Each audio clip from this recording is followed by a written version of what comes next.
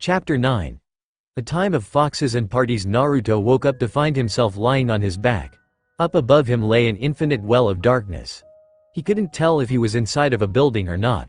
There were no stars out, and it was simply too dark to see the ceiling, if this place even had one. Only the hard surface underneath him, which reminded him of granite and contained trace amounts of water, gave him a hint as to his possible whereabouts. A frown grew on his face. He wondered how he got here, and just where here was. The last thing he remembered was Ria's bluish-green eyes shedding tears before darkness had claimed him. Tears. Rias had been crying, and those tears had been for him.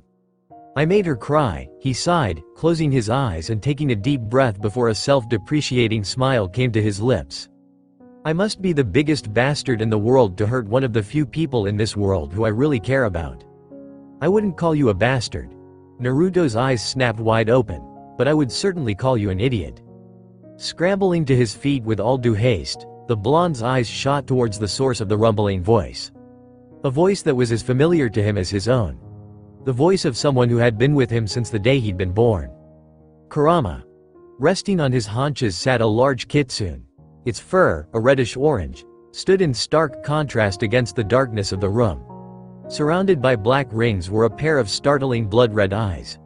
The fox was monstrous, taller than the Hokage monument back home, towering over Naruto like he was an ant standing before a giant. The kitsune's upper body looked very similar to a human's in structure, even his arms and clawed hands looked human. Naruto knew that the creature before him was even capable of making hand seals like a human ninja could. Two large, pointed ears stood high on his forehead. The inside of the ear was completely black, which extended well past the ear and moved to surround his red eyes.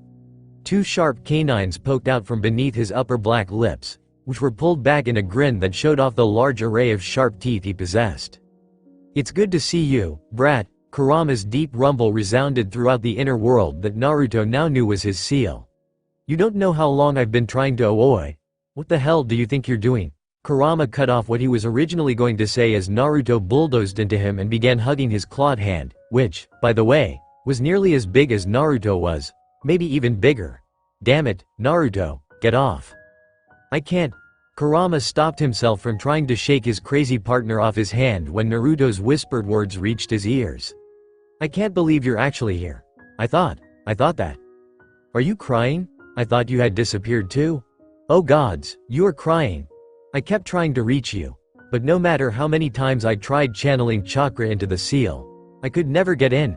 I couldn't even use chakra and you weren't healing me and I thought it meant you were gone because I remember you healing my coils back when I first used my Rasen Shuriken. I didn't. Kurama sighed as his first and only human partner, or was that devil now, cried against his hand. He couldn't really blame Naruto for being so emotional and, even though he would never in a million years on pain of death admit to this, it actually felt nice knowing that his partner had missed him so much. There was this strange, fuzzy feeling in his gut that Kurama was sure was happiness. Or indigestion. That was also a possibility. A loud sniffle brought his attention to Naruto again. He looked down and what he saw made his eye twitch. "Brat." The ancient kitsune roared as he flicked Naruto off his hand. The blonde tumbled onto his backside as Kurama began wiping his hand against the ground. "Log damn it, Naruto. Look at this. You got snot all over my fur coat. Do you know how long it takes to make my fur coat this soft and shiny? Months. That's how long, and now it's covered in your disgusting, putrid nasal excrement. I can't believe this." Ah ha ha ha ha. Naruto scratched the back of his head as he gave his closest friend, literally, a sheepish grin. His tears were also inexplicably gone, as if he'd never been crying in the first place. "Sorry about that, Kurama. I didn't mean to get so, emotional. It's just, I've really missed you, ya know." Kurama sighed and sat back down on his haunches. "The feeling's mutual, kid. You don't know how long I've been trying to reach you. This entire past year I've tried calling out to you, but you never heard me." Speaking of which, Naruto frowned. "Why couldn't you reach me? I mean, I've had my coils damaged before.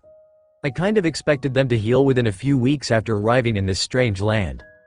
"There were a number of reasons why I couldn't heal you this time," Kurama answered him, his tail swaying about in an almost lazy manner behind him. "The first is because of the amount of damage done. When you damaged your arm with that Rasen shuriken, the chakra coils there were severed. That type of damage is easy for someone like myself to repair. However, the damage you received after that insanely stupid and reckless stunt you pulled was far, far worse. Your coils were not severed, they were destroyed, demolished almost to the point of disrepair. I think, of the 360 tenketsu you possessed, only about 13 of them were still left. You cannot restore what's no longer there. Even I don't have that kind of power. Naruto's eyes squinted shut as he tried to work his mind through what Kurama was telling him. While not exactly an idiot, and pretty quick on the uptake these days, Naruto still wasn't one for theoretical stuff like this. So it wasn't that you couldn't repair my coils, he said slowly, but just that my coils were no longer there for you to repair. That's only part of the problem, Kurama told him. Looking at the giant fox in front of him, Naruto could only stand there and look stupid. What do you mean? Do you remember what happened during your final battle with Otsutsuki Kagaya? Naruto grimaced. No, the last thing I remember was, right? The last thing I remembered was using my sexy reverse harem technique to land a sucker punch on her. Kurama stared at Naruto, deadpan. That's it? Naruto nodded. Yep. That's it. Why? He looked at the big fox inquisitively. Did something else happen? Kurama sighed. His friend was such an idiot. Okay, Naruto, listen up. Naruto immediately perked up, listening to his friend intently. You and Sasuke tried to fight against Kagaya. However, she ended up teleporting Sasuke to a different dimension so that she could kill you two individually. Kurama paused to see if his friend was listening. This actually turned out to be a blessing in disguise. Without Sasuke around, you were able to go all out and bring your full might to bear without fear of your friend getting caught up in your techniques. Unfortunately, Kagaya proved to be every bit as powerful as legends claimed. The two of you fought through the various dimensions she had created, destroying everything in your path. You were nearly killed several times and only managed to survive because our chakra had become completely in sync with one another, to the point where we could actually pull in the surrounding chakra in the air through a technique similar to Sage Mode and use it to help regenerate any damage done to your body. During your last clash with Kagaya, you attacked her with all 10 of your truth-seeking balls. She attempted to match your strike, however, in doing so, the combined power of your attacks overloaded her dimension and caused the entire thing to implode on itself. This caused both you and Kagaya to be thrown into the void, the gap between dimensions. But what about Sasuke, Sakura, and Kakashi-sensei? Naruto's eyes widened. They were also in those dimensions, weren't they? I don't know what happened to your friends, Kurama admitted. I was more focused on what was happening to you. I assume that, with the dimensions collapsing on themselves, your friends were thrown back into your original world, but I can't be sure. Naruto bit his lip, before shaking his head and smiling a false smile. Yes, of course. I'm sure they're all right. They had to be. Indeed. They both knew they were lying. There was a good chance his friends had died during the implosion, but neither wanted to say it. Kurama coughed and got back on track. Anyway, we were sent hurtling through the void, and your body began to deteriorate. Humans are not meant to travel through a void. The very concept of a void is that nothing can exist within it. Only those whose power reigns supreme would ever be able to live in a place like that. And so your body began to vanish. Even myself, Shukaku and Gyuki, along with the portion of chakra you received from the other six-tailed beasts, were unable to do anything but watch. So what happened then? Naruto asked, frowning even more. How am I still alive? Luck and Kaguya's own foolish arrogance, Kurama said, grinning. While your body was dispersing, Kagaya tried to reclaim the last of your chakra. Most unfortunately for her, she did not realize that her own chakra had not fully assimilated with her body, which is how the other tailed beasts were able to manifest inside of your subconscious. Kurama paused again and looked down at Naruto. The young devil's eyes were now completely focused on him. When she attempted to take us back into herself, the other tailed beasts rebelled and fought against her. They tore her apart from the inside out and traveled into you. That's how I'm alive, isn't it? Naruto said suddenly, his eyes widening in realization. I'm alive because the combined chakra of you and the others saved me. Yes. Kurama nodded, pleased to see Naruto using his head. The boy was quick, even if he was still dumber than a brick wall. The combined might of all 9 of us, along with your own impressive chakra and the power granted to you by Hagoromo, managed to restore your body and keep you alive. I imagine that is also what finished off my chakra coils, Naruto said. It is. Regrettably, in our haste to keep you alive, we overloaded your body with our chakra. The combined power was simply too much for you to take in, especially when you had not even grown accustomed to it. As a result, what few tenketsu you had left were destroyed, along with the rest of the coils themselves. Had we been a little more cautious, maybe we could have restored them, but, well. Meh. It's fine. I'm alive and well, so I'd say everything worked out in the end. I suppose it has, Kurama said, admiring Naruto's unwavering optimism. Even in times like this, the young man he befriended refused to let himself get down. Speaking of the others, where are they? Naruto began looking around. I don't see Shukaku, Matabi, Isobu, Son Goku, Koko, Seiken, Chome, or Gyuki anywhere.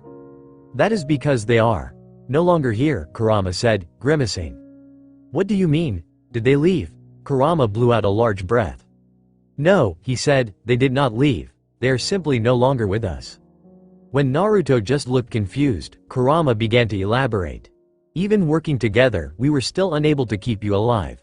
Too many consciences all trying to accomplish the same task in different ways, you understand. It was decided that we would combine to form a single entity in order to wield our full power with a single consciousness. As you can already guess, I was the conscious chosen to become the wielder of that power, due to my being with you since birth. I suppose, in a way, you could say that I am the new Gyubi. The new Gyubi? Naruto blinked. That's right. It was only now, after Naruto got over the shock of seeing his friend alive and hearing about what happened, that he saw something he hadn't noticed before. He looked at the tails waving about behind Kurama, their forms arching in lazy patterns that followed no sense of rhyme or reason, moving about with a mind of their own. Naruto held up both hands and began counting on his fingers. 1, 2, 3, 4, 5, 6, 7, 8, 9, 10. Huh. Naruto frowned, his face scrunching up. Kurama, I might be seeing things, but I could swear you have 10 tails now. You're not seeing things, Kurama told him, grinning. When myself and my 8 brothers and sisters combined, I gained another tail. He looked back at his tails, then shrugged and looked at Naruto again. I don't know why, but I assume it has something to do with our powers being the combined power of Kagaya and the Shinju, which manifested as the Gyubi, though that's only a theory. Uh-huh. So what do you think, brat? Kurama asked. You're looking at the new Gyubi. Pretty impressive, right? Naruto stared at the giant 9-tailed, or is that 10-tailed now? Kitsune, blinking stupidly as his mind tried to comprehend the words spoken to him. Kurama sat there, grinning and puffing out his chest for several seconds, before he began to feel worried. Oi, say something, damn it. The staring continued for all of 10 seconds, no sound, not even a peep emerged from Naruto's mouth during that time. Just when Kurama was about to hit the blonde over the head with one of his tails to see if that would snap the idiot out of his stupor, the young devil's eyes rolled up into the back of his head and he crumbled to the ground in a heap. Kurama stared down, blinking as Naruto's body dissolved into spirit particles. A second passed, then 2, finally. Bawahahahaha. I can't believe the brat passed out. Kurama snorted and chuckled in a manner that was most unbefitting of a being as awesome as himself. Ha. Good to see that idiot still, well, an idiot. Laying down and using his massive, clawed hands as pillows, Kurama decided to get some shut-eye. He would allow Naruto to adjust to the new knowledge he'd given the boy, as well as the changes his Jinchuriki would be going to go through now that they had made contact before speaking with him again. If Kurama was lucky, he would get some more entertainment from the brat during that time. With one last snort of amusement, Kurama fell asleep. Yeah, he was lazy like that. Cat CHRP, when Naruto opened his eyes again, it was to find himself staring at a familiar ceiling. He was back in his bedroom, which was good to know as it at least gave him a frame of reference to figure out what had likely happened after he passed out. Someone had most likely dragged his sorry, unconscious ass back here after the raiding game. Remembering how he had passed out made Naruto remember the tearful eyes that had been the last thing he saw before entering the seal and meeting Kurama again. He scowled a bit as he recalled that meeting. No doubt the ancient Kitsune was going to make fun of him for fainting like that. Kurama would never let him live that down. Ah well. That was a small price to pay to have his friend back. And speaking of friends, Naruto suddenly became very aware of the body that was lying pressed against his own, as if the person doing so wanted to meld with him. He could feel her large breasts as they smashed into chest and her legs as they hooked over his own limbs. Her arms were wrapped tightly around his waist and her head had made itself at home on his shoulder, where he could feel her hot breath hitting his neck, which actually felt very nice. If the familiar feel of her body did not tell him who this was, then the red hair that he could see in his peripheral did. Naruto's first thought was to wake her up, but after a moment his growing sensing abilities detected how much power she had. That is to say, her energy levels were in the red, making him realize that Rias had probably been using her own power to fix all the damage he had suffered during his fight with Riser. That also let him know that only a few hours had passed since his battle, but that wasn't really something he was concerned with and just noted it as a passing thought. After realizing that the girl was exhausted, Naruto decided that it may be best if he just let her sleep. It wasn't even light out anyways, and besides that, he was just too damn comfortable to want to move. He could always talk to her tomorrow. Naturally, just as he was about to let sleep claim him again, his bladder decided to shatter his dreams of sinking back into the gorgeous redhead's embrace and letting Mobius take him. Swearing within the confines of his mind, and nearly growling when he heard a mild chuckle echo in the back of his skull, the blonde tried to solve this new dilemma. He couldn't wake Rias up, that would just be cruel. At the same time, he really had to pee. Trying to simply sneak out of bed proved to be an effort in futility. Rias was not only hugging him so tightly that even the slightest hint of movement jostled her, she also seemed to sense his intentions instinctively. The moment he made to crawl out of her embrace, her arms clamped onto him like a vice. She held him so tightly that his ribs actually creaked in discomfort. Easing himself back into her embrace, he sighed in relief as she relaxed and tried to come up with another means of escape. As he saw it, there were really only two options available to him. He could make a clone and replace himself with it. This had a problem of Rias possibly popping his clone with her insanely strong grip and waking up. Or he could simply disable her arms by tapping the pressure points in her shoulders to relax her muscles. Of course, she could still wake up from missing his body heat, but at least then he had a chance of making it to the bathroom and back before the warmth from his bed dissipated. A quick squeeze from Rias told him which option would be best. Tapping the pressure points in Rias' shoulder caused her arms to become limp.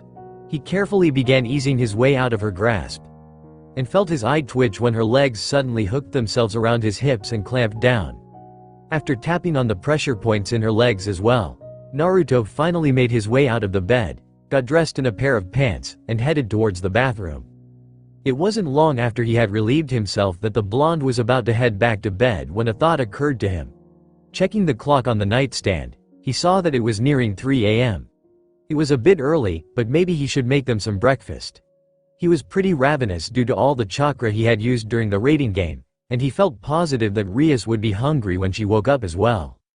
That decided, Naruto made his way to the living room, kitchen, where he promptly stopped as he took in the sight before him. Wah! What the hell is everyone doing in my apartment? Naruto had to fight back a scream of surprise as every member of Rias' peerage plus Graphia was in his apartment. Only Graphia was awake at the moment, and she looked up at him when he entered. Rias-sama and the others brought you here. She stood up from the chair she had been sitting in. After Rias-sama decided to heal you herself instead of letting Asuya-san do it, the others decided to just stay here and wait for you too. She gave him a curtsy. It pleases me to see you up and about, Naruto-sama. Thank you, Naruto said uncertainly, returning her curtsy with a small nod of his head. He had never been one for formalities. It was only then that he registered what she called him and adopted an expression of confusion. Wait. Naruto-sama. Of course, Graphia replied, anyone who can defeat a high-class devil on Riser Phoenix level is worthy of my respect, thus, you are now Naruto-sama. I see. Naruto furrowed his brow. Is this a Japanese custom? He blinked, then furrowed his brow. No, I think we did that in the elemental nations too. The Hokage is given deference because he's the strongest, after all. He made a face. All this etiquette is so damn confusing. Grafia sweat dropped at the sight of the person her husband and now herself were so interested in mumbling to himself about something so nonsensical, but quickly shook her head, and with it, her worry for the young man's sanity. In either event, it is good to see you are awake. I take it that Rias-sama is still asleep. Yes. Naruto walked further into the room and took careful note of where everyone was. Kiba was laying on the only couch, his body stretched out across it. Kaneko was curled up in one of his two easy chairs. Grafia had been sitting on the other one, her knees drawn up to her chest and looking very much like a cat. Naruto was incredibly amused to note that Akeno, Asuya, and Issei were all sleeping together. They were on the ground, lying in a futon that had been set up for them. Akeno and Asuya were on either side of Issei, snuggling against the boy much like Rias often snuggled against him.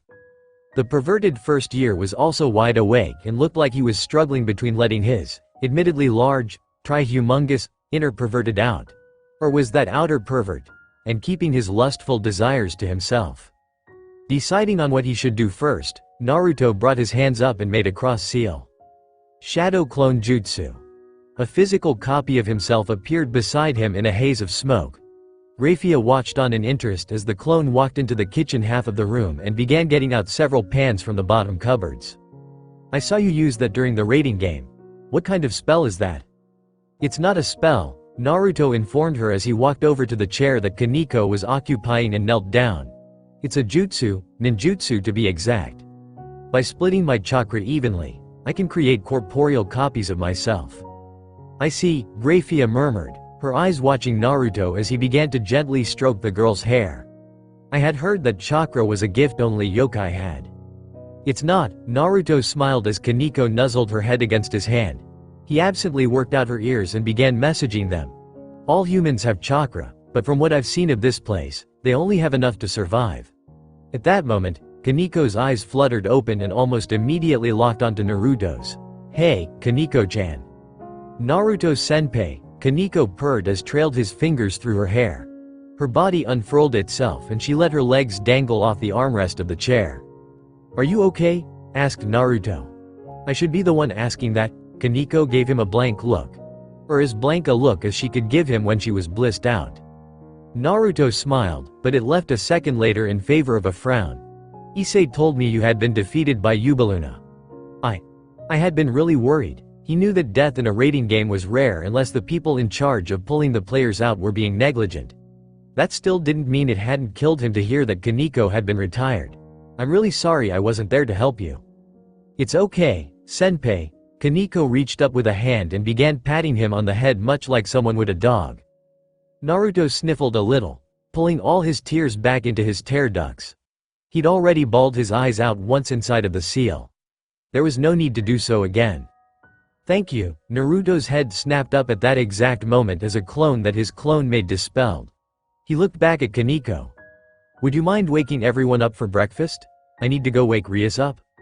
Of course, senpai. As Kaneko moved to wake up the others, Naruto stood back up. He headed into the kitchen where he saw Grafia dishing out portions of scrambled eggs and bacon onto the plates. Thank you for doing that, Grafia-san. It is no trouble. I am simply doing my duty as a maid to the House of Gremory. Naruto scratched the back of his head awkwardly, but decided not to say anything about her strange maid fetish. Are you going to be staying for breakfast? I cannot.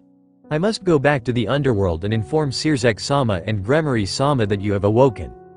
Both of them have been waiting for you to awaken with great anticipation, so I will need to make haste. Okay. Naruto shrugged. That's fine, I guess. I'll see you later then. Indeed. Farewell for now, Naruto-sama. As the silver-haired maid disappeared within a silver magic circle, Naruto decided it was about time to go wake up Rias. Unfortunately, Rias decided to wake up on her own. Naruto. Oh. All those who were awake turned their heads to look at where the sound of the voice came from. The loud thump-thump of running feet grew louder and louder before Rias burst into the living room. There were several cries of "Bucko," mainly from Asuya and Kiba, but the red-haired devil was not focused on them. Naruto. Woof. Naruto soon found himself lying on his back as Rias bodily tackled him to the floor. He sat there, blinking for several seconds before he felt the bare skin of his torso getting wet. Rias was crying. Rias, how could you leave like that? Rias looked up and Naruto flinched as if struck by a physical blow. Crystal-clear tracks of water were falling across her fair cheeks and down her jaw, where they splashed against his skin. I was so worried when I woke up and you weren't there. She placed her head on his chest again. Don't leave like that again, okay? Great. Now he felt like a complete jerk.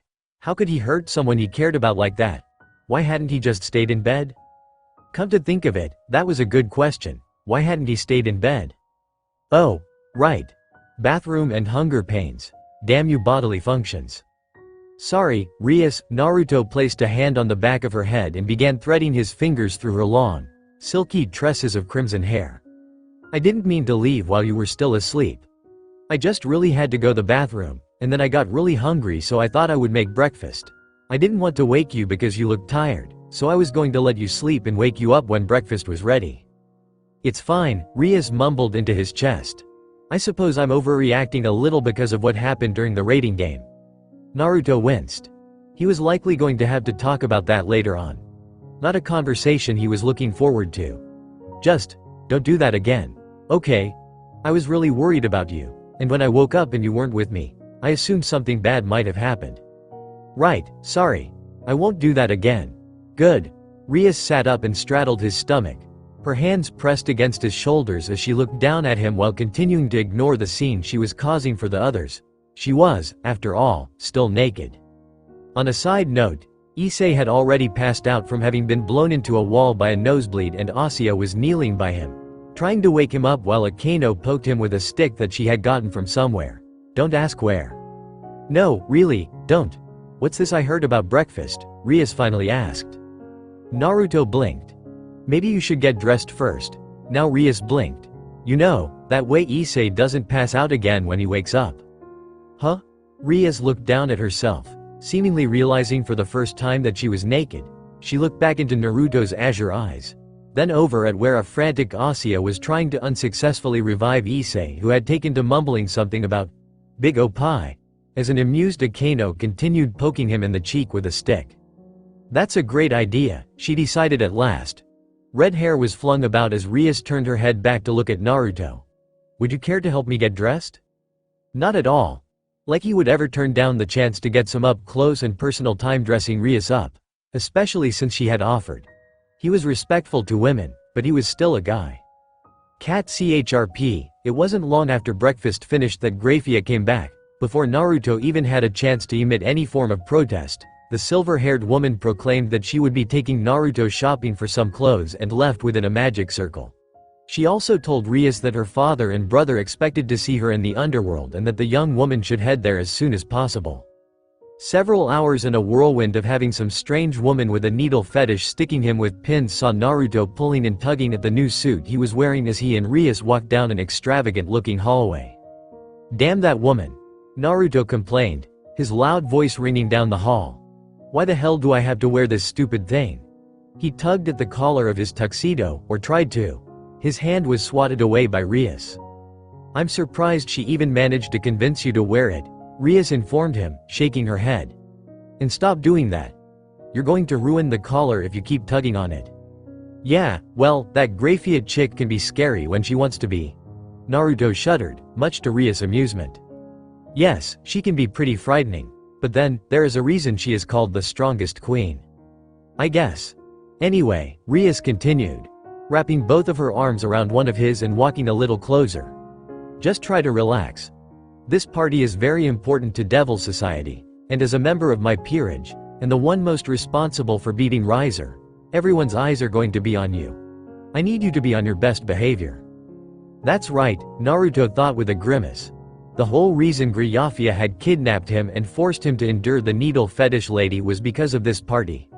It had originally been meant to commemorate the marriage between Rias and Riser, but with Riser's defeat in the raiding game, had been changed to commemorate Rias' victory and subsequent release from the marriage. Naruto remembered asking why they were still having the party when its original purpose no longer applied. According to Graphia, the reason was because the invitations had already been sent out and they couldn't afford to cancel without losing face. Thus, Ria's family had been forced to change the reason the party was even happening. It was pure-blood devil politics at its finest. He hated politics. I gotcha. Don't worry. I won't do anything to embarrass you, Naruto assured, even though it was clear that the idea had no appeal for him. For too long, Naruto had been forced to act serious and intelligent. His brain was being overworked. It felt like it had been overcooked in an oven set on high. Good. Rias nodded. Now put on a smile. We're here. Indeed they were. Entering through a pair of large double doors that were being held open by some unknown force, Naruto and Rias found themselves standing in a room that was every bit as ostentatious and pomp as one could expect from a family that was richer than sin. The room was expansive, larger than any single room Naruto had ever been in. Black marble floors were polished to a shine beneath his feet. The walls, decorated with dozens of expensive paintings, contained ornately crafted windows whose frames were created in the symbol of House Grimoire. Ornately decorated Corinthian columns lined the walls, spaced evenly at several feet apart. And the ceiling above them was arched and rose high over their heads. Filling this space were hundreds of people, all dressed in clothes that made Naruto think of those paintings he'd seen of those European people from the Renaissance. Long-tailed tuxedos, dozens of ruffles, colorful dresses that poofed out for no reason whatsoever could be seen among the crowd of obviously rich and snobbish nobles. Among these people, a few stood out. Naruto could see his friends, the other members of Rias' peerage. Asuya, Akano, and Kaneko were wearing more modern dresses, and they looked damn good in them too. Kaneko looked adorable in her black sleeveless dress with the plunging V-line in the back and shoulder-length black gloves. Several meters to his left, Naruto made note of a mountain of a man with black hair and violet eyes, grinning as he spoke with some people. Come on, Rias said, snapping him from his thoughts and guiding him across the room. Father and brother no doubt want me to introduce you to them. They've been wanting to meet you. As Rias guided Naruto across the room, he noticed that all eyes were on them. He could see the rich, well-off and likely prickish nobles staring at them and whispering to each other. The large man, who didn't look much older than him, also took to observing the pair. Naruto saw that he was grinning, and when their eyes met, the grin widened. Okay. So that guy was probably cool. Anyone who could smile like that while in a large party filled with douchebaggery could only be an awesome person. Naruto, led by Rias, eventually found himself face to face with the people who could only be Rias' mother and father. They were standing next to two other people with blonde hair and blue eyes. The Lord and Lady of House Phoenix, Naruto assumed.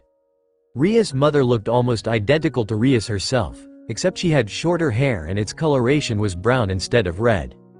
That didn't mean much to Naruto, who felt surprise course through him. The woman looked so young that Naruto would have mistaken her for Ria's older sister instead of her mother.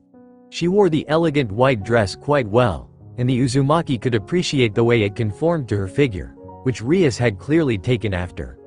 Only the knowledge that devils were incredibly long-lived kept him from actually showing his shock. Lord Grimoire, to Naruto's surprise, also looked really youthful. He'd not been sure what to expect upon meeting Ria's family, but a man who didn't look a day over 30, with long, straight red hair, bluish-green eyes, and a trim beard was not it. Like his wife, Lord Grimoire was dressed to impress, with a long white overcoat hanging on his shoulders and a stylish if simple white shirt and dress pants underneath. Father, mother, Rias said, her voice respectful. I would like to introduce one of my servants to you. This is Uzumaki Naruto. Naruto, this is my mother and father, Lord and Lady Grimoire. Naruto felt himself twitch. Great. So even Rias was showing incredible respect for customs. That meant he had to as well, at least for now. It's nice to meet you both, Lord and Lady Grimoire, he said, nodding towards them. Lord Grimoire smiled while his wife watched him, her eyes sizing him up. So this is the young man who defeated Riser, Lord Grimoire said, smiling. That was quite the display you put on. Those strange techniques of yours, that barrier in particular, were very impressive.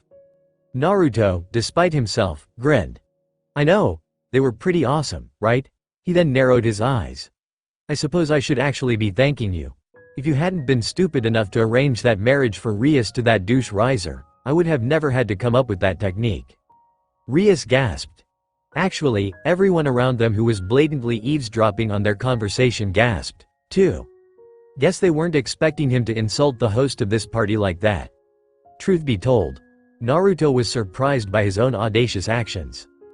"And Naruto, what do you think you're doing?" Rias hissed. "I thought you said you'd behave." "I did, but I also have something to tell your parents." Naruto didn't take his eyes off Lord Gremory the entire time. He also ignored Rias tugging on his arm to make him stop. Instead, he stepped forward and proceeded to point an accusing finger at Lord Gremory. "Listen up right now, because I'm only going to say this once. If you or anyone else even thinks of trying to put Rias in another loveless marriage, I am going to kick your ass into the void. I don't care if you're her father, her grandfather, or even her goddamn ancestor. Put her through that again and I'll fuck you up so bad your own mother won't recognize you." He ended his ranting with a glare. And a pout, but mostly a glare. Got that? Silence permeated the room at Naruto's loud and reckless words. No one spoke. Most of the devils there even forgot to breath. All they could do was stare at the brash young man who pretty much just gave several of the most influential devils the proverbial middle finger. Even Rias could do nothing more than gape, though her face had also turned as red as her hair. Foo. Naturally, this surprise consisted of everyone except Akano, who just giggled demurely into the sleeve of her dress. "Ha ha ha. I like this guy's style." And the tall man with the violet eyes. Lord Phoenix was the first to recover. "I believe we just got told off by your daughter's servant, Lord Gremory," he said, amused. "Yes. You seem to be right." Lord Gremory shook his head, still reeling. "I must confess to feeling a little shocked. I don't think I ever expected anyone to dress me down like that. Not even my wife has given me a dressing down like that." "That is because I have more tact," Lady Gremory said. She looked at Naruto and smiled. "Though I will admit that I've wanted to let you know of my disapproval over that marriage for a long time." HMPH. Indeed. By this point in time, Rias had recovered enough to speak. "I am so sorry, father," she said, bowing her head, her cheeks lit like a flame in the night. "My servant does not mean any disrespect with his words. He is just very protective of me." "It is fine." Lord Gremory waved away her concerns.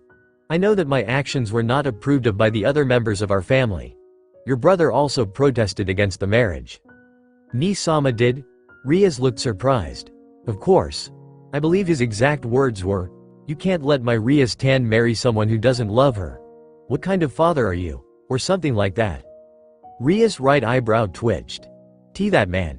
You seem to be a very forward-thinking young man," Lord Phoenix interrupted. Naruto turned to look at the Lord of House Phoenix. He looked like, well, kind of like a stereotypical noble. His hair was blonde, his eyes were blue, and he was decked out in clothing similar to everyone else there, meaning it looked so stupidly expensive that he probably could have used that money to feed a small family for life. "I also gather from your calling my son a douche that you are not very fond of him." Naruto snorted. "That would be like saying I have a strong disliking of ramen haters." While Lord Phoenix looked confused, Rias' face palmed. "Ramen haters? Really? Usually, I try to be an understanding individual, because I believe that everyone deserves a chance, but your son's very presence sets of every douchebag alarm in my head." It had started when Riser first made that flashy entrance in the school. Naruto could appreciate a flashy entrance as much as the next ninja because real ninja weren't stealthy and preferred loud, flashy ninjutsu, but the timing of his appearance was suspect. Then there was the display he put on afterward, showing such disrespect to Rias, the way he'd introduced his peerage, the way he'd made out with Yubaluna in front of the woman he was supposed to marry for no other reason than to make Issei jealous. Everything about the way Riser acted made Naruto feel an intense disliking towards him. And of course, there was also the fact that Riser had been set to marry Rias. Now that really upset Naruto. He might have been willing to let sleeping dogs lie had Riser actually cared for and loved Rias, but he didn't, so Naruto had not been willing to put up with Riser's crap. "Yes, well, your strange and crass vocabulary aside, I understand why you would feel that way." Lord Phoenix sighed. "Truth be told, I think this defeat will do him some good. Due to our Phoenix powers, we are all but immortal. However, that does not mean we cannot be killed, or that our powers are the pinnacle of a devil's strength. Riser has grown arrogant and become complacent. Hopefully, now that he has been defeated, he will learn some humility." Naruto stared at Lord Phoenix for a long time before smiling. Anyone who can accept his son's defeat so well and hope it improves their child's qualities as a person has my respect. And fortunately for you, you're in luck." Naruto grinned and jerked a thumb at himself. "I've made it a pastime of showing douches the error of their ways with my fists. You could almost say teaching asshats like him humility is a specialty of mine. Along with saving princesses and priestess, but that's another story entirely." Lord Phoenix chuckled. "Really? Then I hope your unique abilities work with my son as well. So, I hope you guys don't mind if I ask a question here," Naruto said. He didn't give anyone time to say anything before asking regardless of their wishes. "If you people knew that Rias didn't want to get married, why would you continue the engagement with Riser?" "I am afraid it was our greed as devils acting up," Lord Phoenix said, his voice wry. "Both Lord Gremory and I have a pure-blood grandchild, a rarity these days. Having achieved that, it was only natural that we would want more. Our inherent greed as devils blinded us." "What the hell kind of excuse is that?" Naruto exploded, shocking everyone yet again. "Inherent greed as devils? What a load of bullshit. I've been a devil for months now, and I haven't felt a goddamn thing." Ignoring the pain jarring his forehead as he spoke God's name, Naruto continued. "And just look at Rias. She's one of your vaunted pure-blood devils, isn't she? And yet, aside from her wanting to get out of this marriage and marry for love, I have yet to see any of that devil greed you people speak of. Fucking hell, I don't even think wanting to marry for love is all that selfish." Standing by his side, Rias both felt elation and shame. Elation because of how highly Naruto thought of her, and shame because she knew that his biased opinions were incorrect. She knew that among the devil community she lacked the greediness others displayed, but she also wasn't above manipulating others into doing her bidding. She'd done that with Naruto, getting close to him and befriending him so that she could pry into his personal life. And she'd done that with Issei, taunting him with promises of seeing her breasts if he did well during training. Despite this, elation won out. Naruto might not see her faults, because that was just the kind of person he was when it came to his friends, but the fact that he thought so highly of her still gave her feelings of incredible warmth that spread out from her chest. And it was in that moment that Rias began to truly realize just how much Naruto meant to her. That didn't mean she would allow him to act so crassly in front of her father and Lord Phoenix, especially when he promised to behave. "Lord Phoenix, I am terribly sorry about my servant's words," she apologized. "Again, please accept my—" Rias was cut off from saying anything else as Lord Phoenix began to laugh. Not chuckle, but outright belly laugh. The entire hall was filled with the sound of his jolly laughter, and tears of mirth fell from his eyes. "Ah, it has been a long time someone has called me out like that. I should have expected it to happen eventually, but I never expected it to be done by a low-class devil." Despite the term, low-class devil, generally being used as an insult by Riser, Naruto sensed no negative connotations coming from Lord Phoenix, so he let it go. "What an unusual turn of events," Lord Gremory said, a sly grin on his face as he looked at his blonde counterpart. "It seems we've become a lot like those old geezers we once criticized for the exact same reason this young man is doing now. I wonder if this is irony, or if we're just getting old." "It's definitely irony. I still got a few centuries in me. Still, perhaps we should take this as a lesson of our own infallibility." "I guess we should." While Lords Gremory and Phoenix chatted and laughed, looking almost years younger than they had several seconds prior to Naruto verbally abusing them, Naruto and Rias stared at the duo, blinking. Lady Phoenix must have sensed their confusion, because she began explaining the actions of her husband and his friend to them. Back when they were younger, those two were among the first to turn against the old ways. "You might not believe me, but back when they were teenagers, they would get into a lot of trouble with their parents for thinking the same way your young man has expressed. In fact, back then, they used to say very similar, if slightly more respectful, things to their parents." "You mean our grandparents?" Rias looked confused. "Come to think of it, I don't believe I've ever met my grandparents." "With good reason," Lady Phoenix said. "Even the Gremory clan, which is known for its affectionate devils, held to the same beliefs as everyone else from the old faction. They might not have raised arms against the anti-Satan faction with the original Mao, but they did not approve of the new faction's actions either. Because of this, the members of the anti-Satan faction forced their parents into retirement and refused to let their children meet them in order to prevent their corrupted ideas from spreading and influencing the next generation." "I see," Rias said, looking shocked. I knew about the war with the old Mao faction, but I had no idea things were that bad. That's because none of us who were old enough to fight in that war want to be reminded of it. The words, spoken in a voice that was decidedly male, caused Naruto, Rias, and everyone else to turn their heads. The person standing before them, who looked similar to Lord Gremory, smiled congenially as he spoke. Standing behind him, Naruto recognized Grafia, who was still dressed like a maid. You had to understand, those were dark times, Rias. Devils were not just fighting against other devils, but were also fighting against their own kin. Clan members fought against other clan members, brothers fought brothers, and so on. When the fighting finally ended, the anti-Satan faction simply didn't want to be reminded of how they'd been forced to fight against their own families and did everything they could to forget. Ni-sama, Rias greeted, somewhat surprised. Of course, Lord Lucifer would be expected to make an appearance. He might be a Mao, but he was also her older brother, and this party was to commemorate her first rating game victory. There was no way he would have missed this.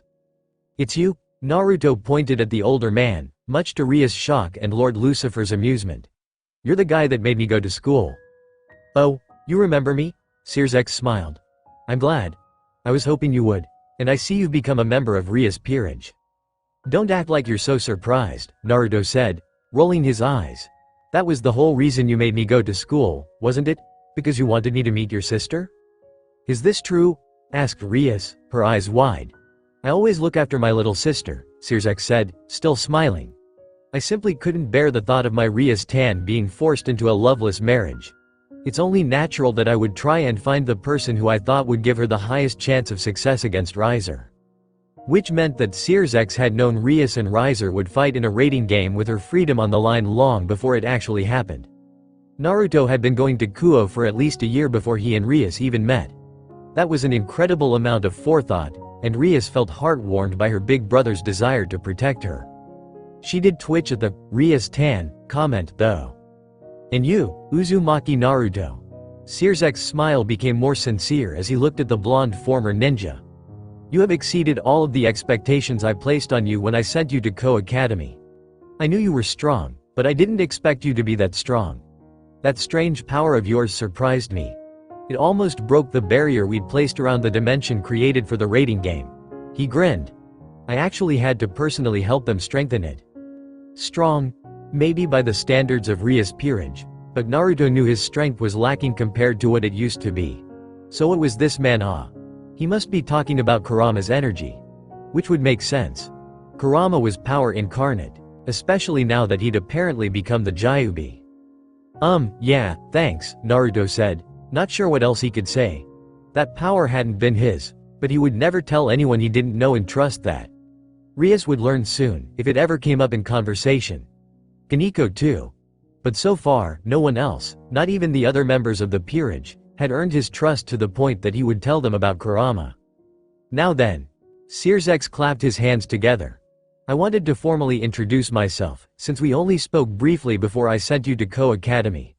I am Sears, the current Lucifer, and Ria's older brother. Most people call me Lord Lucifer, but you can call me Oni-san." Rias, despite standing still, tripped over something, air probably, and fell on her face. All around the room, every other person there also fell flat on their faces. "Why don't we just call it devil synchronicity?" Naruto's eyes grew wide. "You want me to call you Oni-san?" he whispered. "Yes," Sears said, "you are a member of my little sister's peerage, which practically makes you family. It is only right that you be allowed to refer to me as one might a brother. Can I call you Aniki?" Now it was Sears' turn for his eyes to widen. However, a second later he was smiling again. "Yes, you can call me Aniki." Such a brilliant idea. Truly. Why hadn't he thought of that?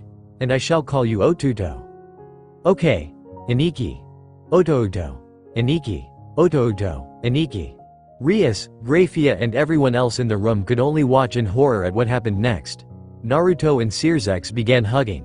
Yes, hugging. Hugging with manly tears streaming from their eyes. If it were just a hug, maybe they could have dealt with it, maybe. But on top of hugging, something else happened. The world around them vanished. The marble floor became replaced with a craggy, desolate landscape filled with cracks and pits. Fire rose from these pits, shooting into the air like geysers, causing everyone to sweat from the heat they emitted. The walls and ceiling also vanished and was replaced with a purple sky, very similar to the sky of the underworld. And in the middle of this desolate, satanic landscape, Naruto and Circex continued hugging. Rias could only watch on, her wide, horrified eyes staring at the scene before her like it was some kind of unfathomable eldritch horror. A terror so great nothing in this world could possibly be more sickeningly gut-wrenching than this. Lovecraft who? What is this? What's going on? Where did the mansion go? By the Mao. My eyes, they burn. All around her, chaos reigned. People shouted in terror and pain, their eyes, mouth, nose and every other orifice on their bodies bleeding. Some devils even tried to gouge their own eyes out in order to escape the sight.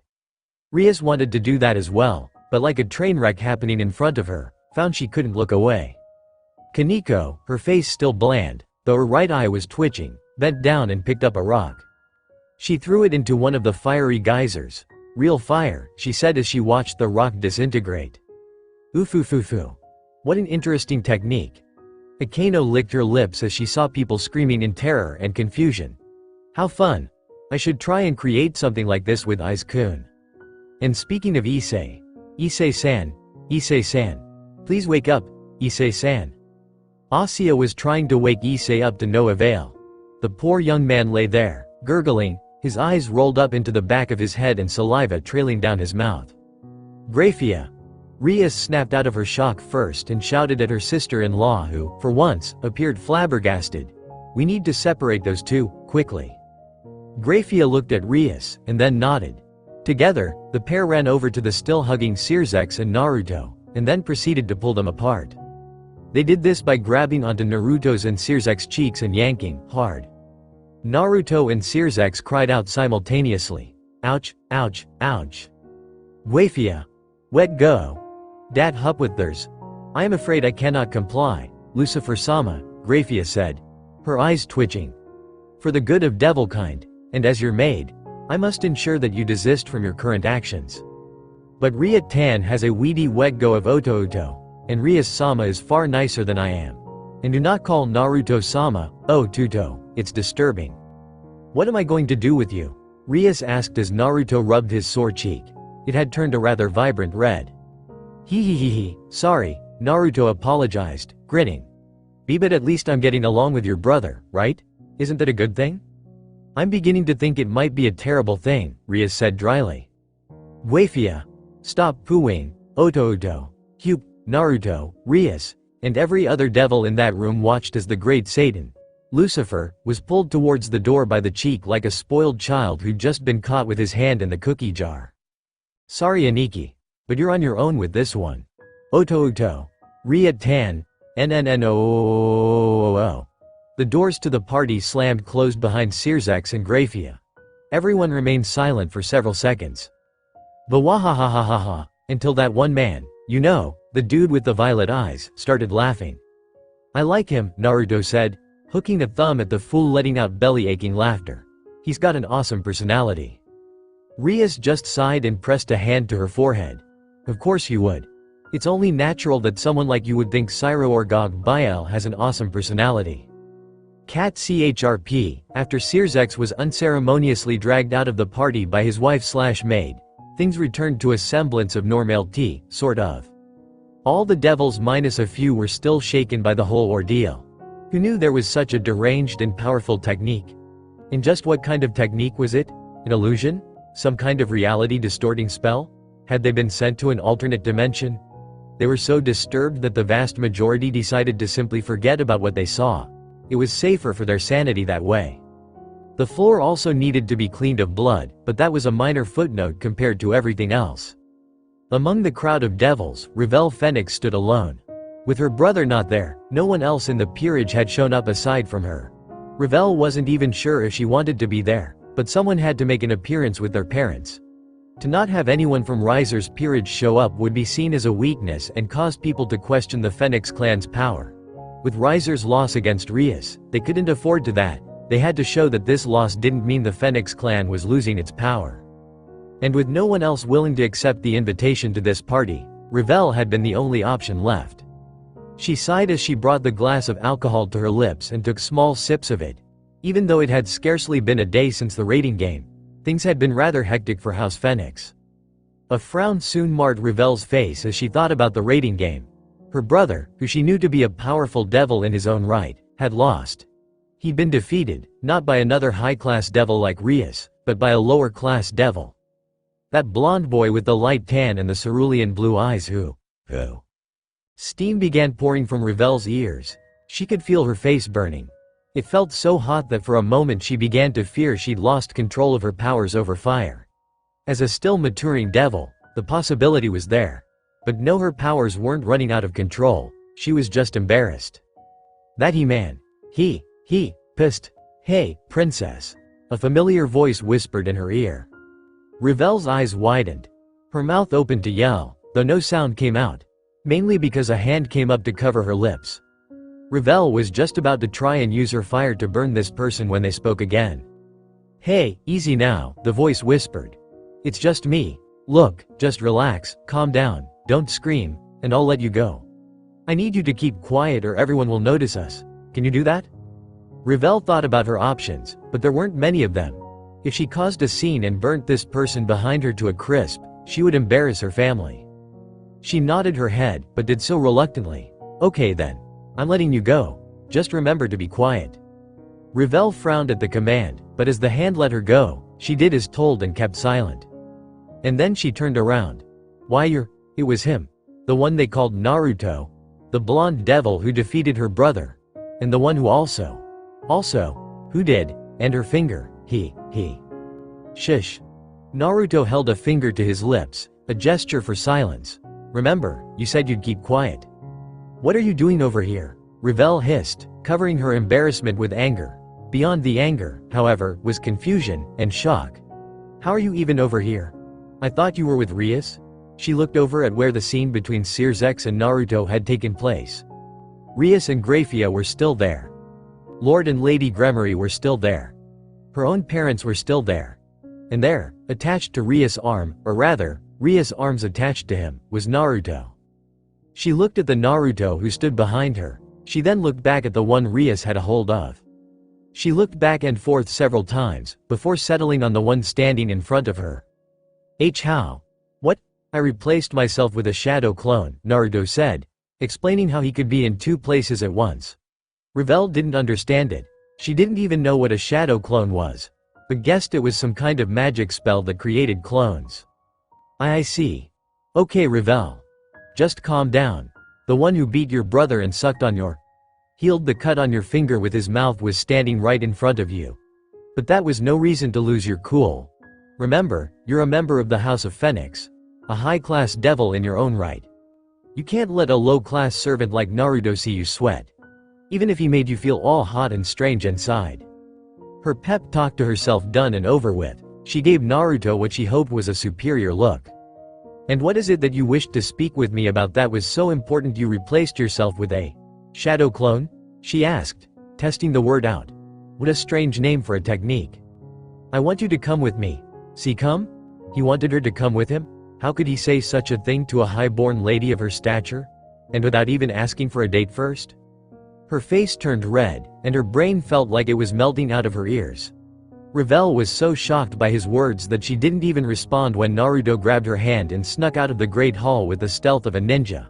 It wasn't until they were walking down the empty and deserted hallway that she managed to come back to herself. What do you think you're doing? Revelle shrieked, jerking her hand out of his grip. She couldn't afford to let him touch her, because she felt all weird when he touched her. Naruto turned around. What's wrong? What's wrong? What's wrong? You can't say that to a lady like myself, have you no shame?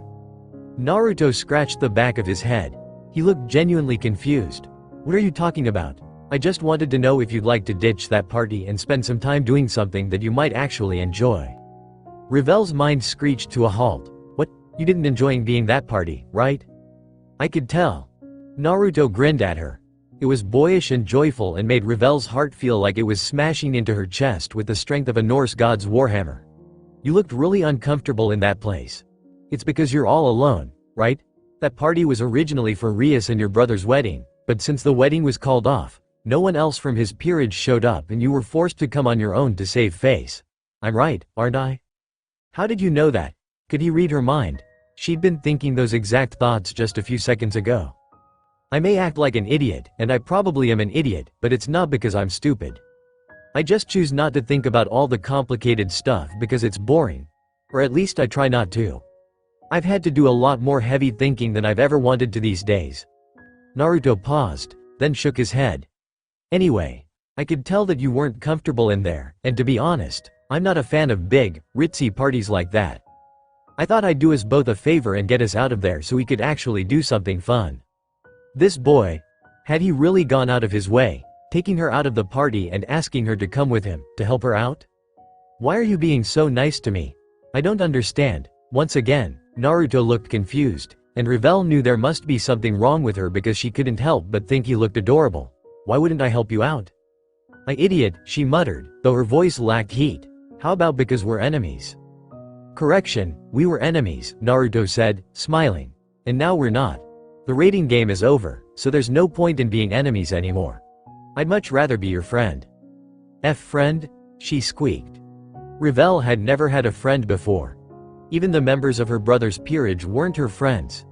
They treated her well, because she was Riser's sister and always gave the other peerage members respect despite being of a higher station than them. But, just because they respected her didn't they were friends. Why you want to be my friend? Of course I do. Naruto's bright, cheerful response had her body acting up just as surely as that time he'd stuck her finger in his mouth. You can never have too many friends. So, how about it? He asked, holding out his hand. Friends. Well. Revel would like to say she thought about his words thoroughly. That she looked at it from every angle and decided on the best course of action based on the pros and cons of each decision. She would like to say that, but she couldn't. Very well, Revel said, regaining her previous composure, or at least a modicum of it. I suppose it would not hurt to befriend a low-class devil such as yourself. You had better be grateful that a high-class noble such as myself has become your friend. Yes. I'm very grateful that a beautiful Ujo-sama such as yourself has graced me with her friendship. As well you should, Revel said, nodding her head decisively. It's not every day that a member of the nobility like myself becomes friends with a peasant. Right. A large drop of sweat traveled down Naruto's face, leaving a thin, glistening trail. Anyway, just grab my hand and we'll be off. Revel did as told, grabbing the hand. It was surprisingly soft, she noticed. It was also much larger than her own delicate hands. The appendage practically engulfed hers, casting it in a cocoon of unimaginable warmth. Somehow, despite her face feeling like the sun, Revel managed to maintain her haughty exterior, or so she hoped. Alright. Let's go. Naruto began moving back along the hallway. Revel moved as well, doing her best to keep up. Her legs were shorted, so she had to walk faster. I'll be counting on you to guide me, princess. I don't know where anything is in the underworld. Oh, of course. I'll wait. Princess, ha ha ha. Yash, let us be off. And just like that, the two left the Gremory mansion, and then left the estate altogether. Revel had no clue why she decided to go along with this man. She couldn't even think about that. Her mind currently only had one thought, and it focused on that solitary thought and nothing else. She had a friend. Her very first one. Cat CHRP. Why you want me to go in there? Naruto turned back to look at Revel. They were in a city. The one closest to the Gremory estate. He might have been willing to ditch the party and take Revel with him, but that didn't mean he was stupid enough to travel far. They would have to head back eventually, after all. What's wrong with this place? Asked Naruto, ignoring the stares and whispers coming their way. It was probably due to their clothes. His tuxedo and Revel's gorgeous pink dress, which made her look every bit the fairy tale princess, were quite obviously above the pay grade of everyone there. Well, nothing, really, I guess. Revel, despite her words, looked unsure. She stared at the place with wide, wondering eyes. The girl had obviously been sheltered for most of her life. He wondered if she had ever been out of her estate for more than social events like that party they just left. It's just that for a high-class devil like myself to go in there is. It'll be fine. Naruto grabbed her hand and pulled her inside. Come on. We're friends now, and as your friend it is my duty to show you the wonder that is ramen. Yes. Upon entering the first city he'd ever visited in the underworld, Naruto had taken Revel to a ramen shop. He'd smelled the place almost as soon as they entered and knew it would be their first stop. It seemed even the devils knew about the divinity that was ramen. The ramen gods were surely smiling upon him. Naruto guided Revel over to the small booth and sat them both down. The ramen stand looked like any other ramen stand.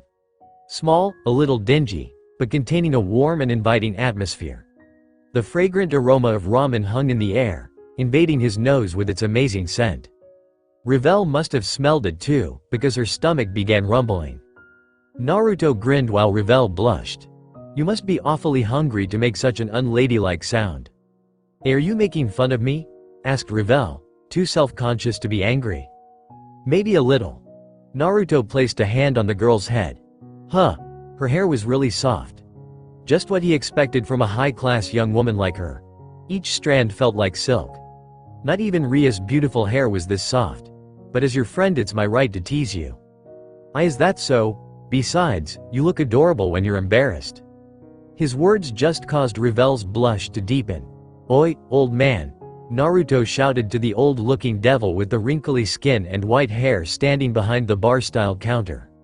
"Give me 4 bowls of your miso ramen and 1 bowl of your vegetable ramen." Coming right up. The old man didn't even turn around to look at them. He just got busy working and made the food in record time. He put the ramen in front of them, only now noticing that he was apparently serving high-class customers. Revel stared at her ramen. What kind of food is this?" Naruto gaped at her. "You mean to tell me that you've never seen ramen before?" Revel shook her head, seemingly unable to speak. She looked like she wanted to hide in her dress. "Ramen is the food of the gods. Everyone who has ever tasted ramen will tell you this. The very heavens themselves tremble before this dish of divinity. God himself turns green with envy every time someone even mentions ramen." Revel looked both odd and skeptical. "Is it really that good?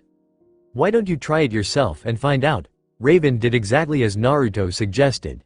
The spiky-headed blonde watched as, like any proper Ujo-sama, the young woman with drill-like hair picked up the fork offered, foregoing the chopsticks, and twirled a small strand of noodles onto it. She stuck it in her mouth, the action somehow looking both sophisticated and delicate. Her eyes widened. "This is really good. Why do you look so surprised?" Naruto laughed, snapping a pair of chopsticks and bringing one of his bowls before him. "Of course it's good." Revel gave Naruto an uncertain smile. "It's just that I've never tried peasant food before, so..." The girl trailed off uncertainly, though whether this was due to embarrassment over her admittance, or shock because Naruto had somehow finished a bowl without her noticing even though she was staring right at him, would remain forever unknown. The food was eventually finished. Naruto somehow managed to polish off all 4 bowls before Revel even finished her one. After Naruto paid for the food, the two of them left. Eventually, Revel and Naruto found themselves sitting on top of one of the many buildings. "I'm surprised," Naruto commented, looking out at the small town from their overhead view. "Surprised by what?" asked Revel. "By how normal this town looks. Maybe it's just because of my preconceptions about the underworld, but I didn't expect a town in hell to look like a normal human town. It looks just like a regular city." "Well, of course," Raven said, frowning at him. "What were you expecting?" "Something with fire and brimstone. And burning corpses too. And skeletons." A small drop of sweat trailed down the side of Revel's face. The underworld isn't like that, you know? Our cities are designed to emulate human cities." She turned her head to look at all of the buildings. "It's because the vast majority of devils are resurrected humans that they look like this.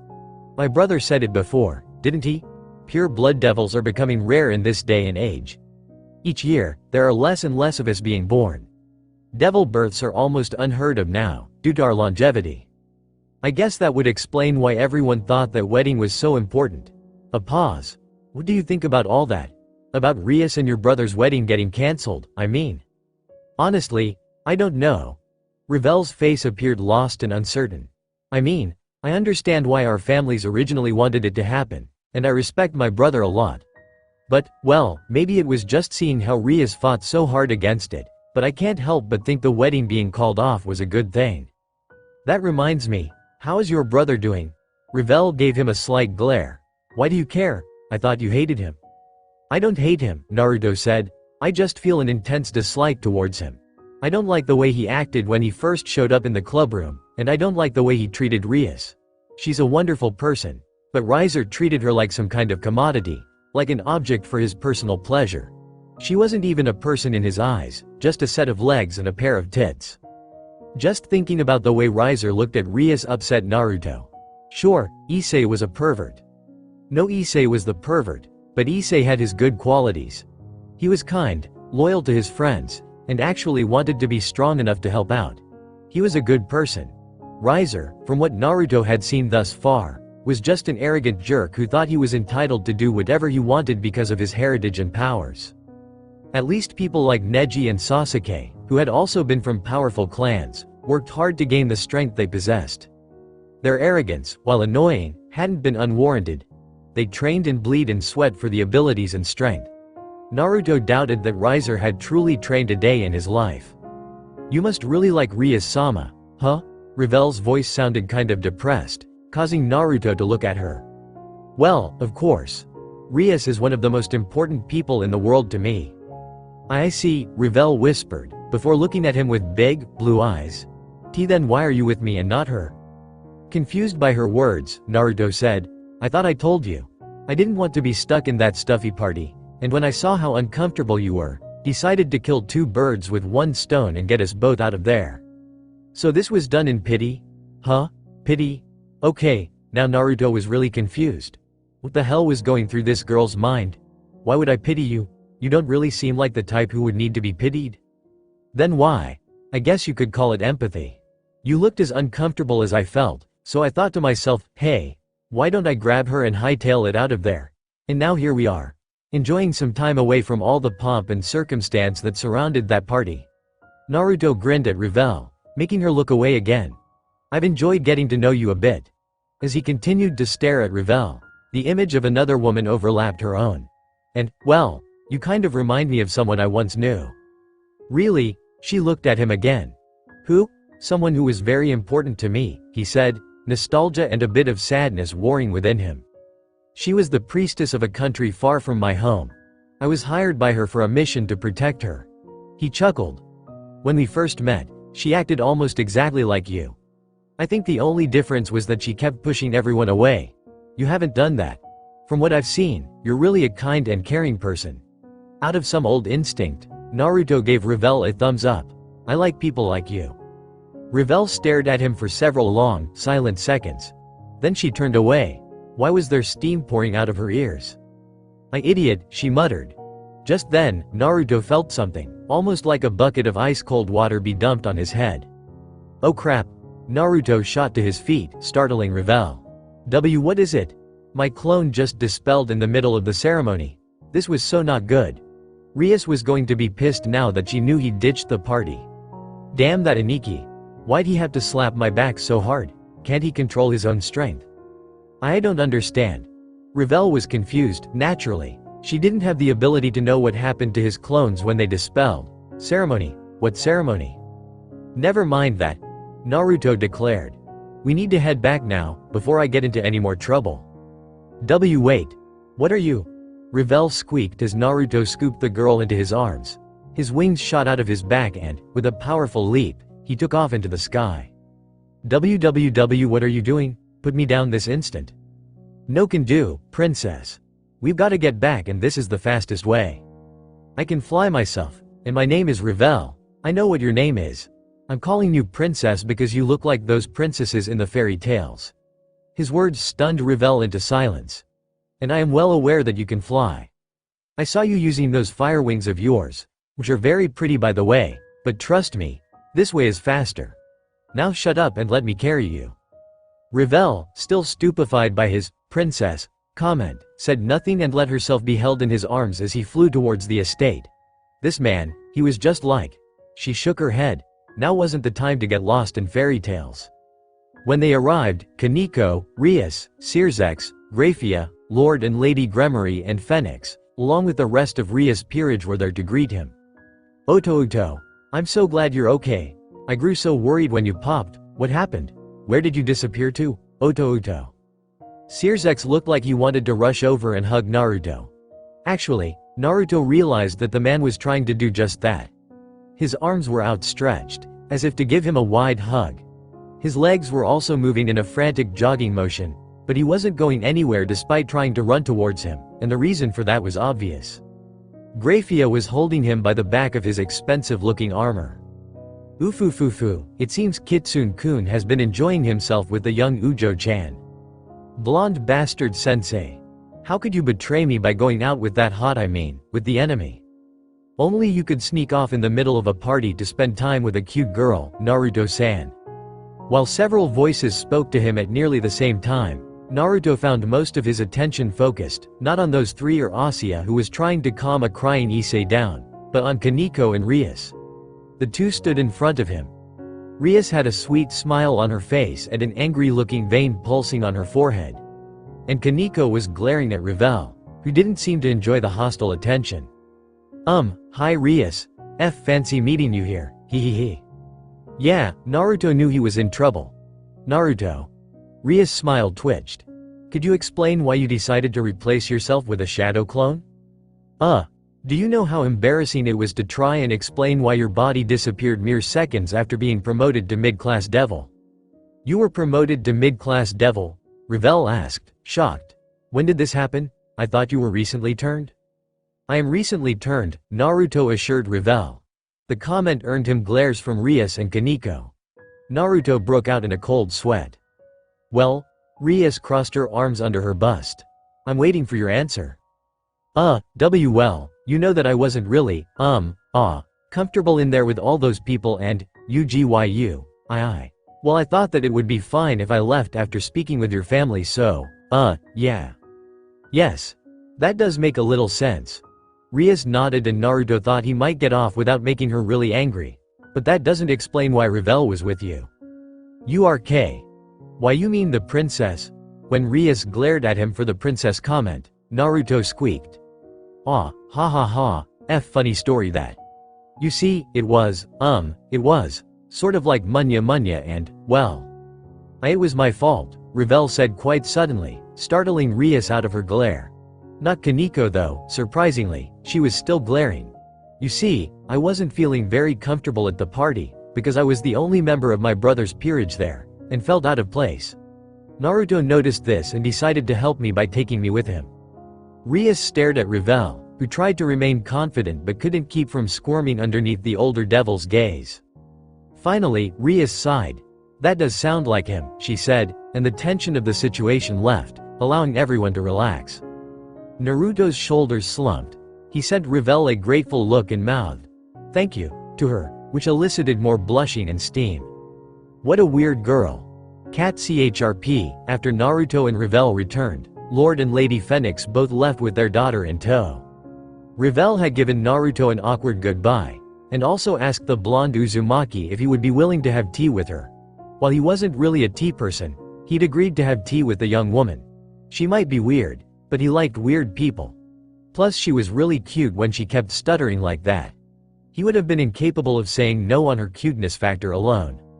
Kaneko had not been pleased by his acceptance of tea with Revel, though, and Naruto knew there would be a lot of head petting in his future. Upon the Phoenix leaving, Naruto found out that the party had ended some time before he arrived and that everyone had already vacated the premise. With nothing keeping them there, Asuya, Akeno, Kiba, Kaneko, and Issei all left. Naruto would have gone with them, but Rias had said she wanted to show him around the house. Much as he had expected, the mansion that the Gremories lived had the same ridiculous size as a daimyo's palace. The place had more rooms than they had people living there, even if you included all of their servants. The hallways were all made from expensive-looking marble that had been polished to a shine, with a red carpet containing the Gremory clan crest running down the center. The walls were made of a type of rare ore found only in the underworld, and lining these walls were all manner of expensive, original artwork from both the human and devil worlds. In short, the place was every snobbish prick's dream home. Which is why it surprised Naruto to learn that every member of Rias' immediate family was so nice. Naruto eventually found himself being led to single door with a sign on it. The sign, hanging from the doorway with a string, had the words, "Rias Room. Keep out," written on it, and a chibified version of Rias underneath the words. "Cute drawing," he commented, chuckling. Rias blushed. "Are you sure you want to see my room, Naruto? I've already showed you the rest of the house. We can just skip this one if you want," she sounded hopeful. Naruto dashed her hope. "But this is the room I was looking most forward to seeing. I don't care about the other places. I want to see the room where my Rias grew up." Oh. Her eyes grew impossibly wide, and her face. Was it possible for a face to turn that red? Well, I guess I can show you. With that, she opened the door and allowed Naruto to step inside. Rias' room looked absolutely nothing like the room of a noble. Oh sure, it had all of the things you'd expect to see in a rich girl's room. A queen-sized canopy bed made of some dark wood, furniture that looked like it cost more than most houses, and rich carpeting that looked soft and delicate enough that most beds would be less comfortable to sleep on. However, while it had all of the amenities of a rich Ujo-sama's room, there was something in there that did not belong. Namely, the large collection of anime, manga, Japanese video games, and figurines that littered the room. The bookshelves, all 6 of them, were filled to bursting with anime and manga and video games. Figurines sat on her desk, nearly 6 dozen of them in all. Naruto even saw one that he recognized. "Is that the ZGMFX-20A Strike Freedom?" asked Naruto, pointing at the mecha robot figuring with the spread-out wings. Rias, her face hidden by her hair, nodded. Huh. He looked around some more before chuckling. Who knew that Rias Gremory, the proper and beloved Ujo-sama of Kuo Academy, was a Japanophile? "I know it must seem weird to you," Rias muttered, her left arm gripping the sleeve of her dress. "Knowing that your king is into otaku culture." "Well, I don't know about weird," Naruto said. "I mean, it's odd, sure. Certainly not something anyone would expect from one of the great ladies of Kuo. But, honestly, I think it's kinda cute." Ria's head snapped up so quickly that Naruto was afraid she'd broken her neck. Really? "Yeah. It shows that you've got more personality than those other girls who think stuff like this is beneath them. I think it makes you unique, and trust me on this when I say that's never a bad thing." "I see." Rias smiled at him, her expression growing more confident. "Then maybe, perhaps you'd like to watch some of these with me sometime?" She gestured to her collection of anime. "That sounds like fun." "Oh, I know. We could make it a movie night, or, well, an anime night, but you know what I mean. We could stay up late into the night, watching anime," Rias added, her eyes sparkling. "I'll show you some of the rarer anime I've collected, the stuff most people don't even know exists in the older anime. I think you'd like Vampire Hunter D. That one's pretty cool." "I have no clue what that's about, but with a name like that, it must be awesome." He paused. "They don't sparkle, do they?" Rias blinked. "What? Sparkle? Of course not. Why would they?" "Oh good."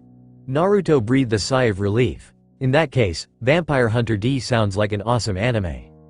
"It's completely awesome. Vampire Hunter D is one of my favorites, just after all of the Gundam series and Magical Girl Kyoko."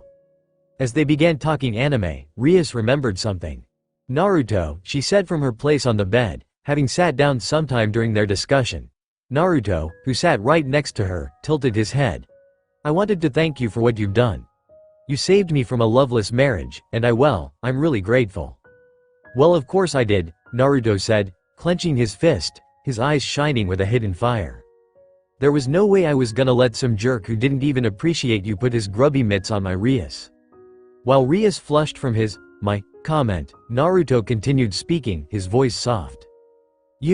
I don't think you truly realize how much you mean to me." Ria's breath hitched in her throat. "I don't think you realize this, but when you found me, I was adrift.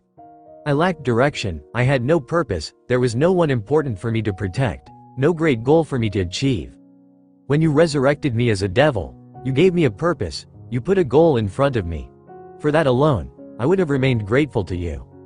"Is that the only reason you like me?" asked Rias, her voice a whisper. If he only liked her because of that, then she would. Ouch! Rias reeled as Naruto flicked her in the forehead. "What kind of stupid question is that? Of course it's not the only reason, just the first of many. Didn't I tell you? The Rias that I know is awesome? She's kind and compassionate towards the people who serve under her, she's earnest and hard-working. She can be kinda manipulative at times, like when she bribes Issei with her opai." He gave her a knowing look, causing Rias to hide her face in her hair. But even that's kinda endearing. Look, Rias, what I'm trying to say is that there are a lot of reasons you're important to me, and no single one of them is any more important than the other. You're my king, my friend, and one of the most amazing women I know, and I hope that you'll continue to rely on me in the future just as I want to rely on you. Rias didn't know what came over her, but as Naruto continued to speak, something inside of her broke. Like a dam bursting, all of the emotions she'd been feeling since that night at her family's estate in the human world rushed out all at once. They were like an uncontrollable flood, washing over her with the strength of an unending tide. Rias surged forward. Before Naruto could even think of speaking another word, her lips were on his, kissing him. It didn't last long, and she moved back before he could even consider what to do. Despite that, Naruto marveled at the feel of her lips on his. They were soft and gentle and warm. A pair of perfectly kissable lips. That was my first kiss, Rias told him. She looked nervous. I heard that it's very important to girls in Japan. Naruto didn't know that, but then, he wasn't from Japan nor was he a Japanophile like Rias, so that was okay. Are you sure it was alright giving your first to me like that? Yes, She hesitated, her cheeks growing stained. Rias looked down at the floor, her hair moving in front of her like shimmering fire. I wouldn't want anyone else to have it. Wow. What could Naruto say to that? Would you mind if I kissed you again? Ask for another, apparently. Well, no one could say that Naruto lacked courage when it came to relationships. He proved that rather blatantly during his quest for Sakura's affection.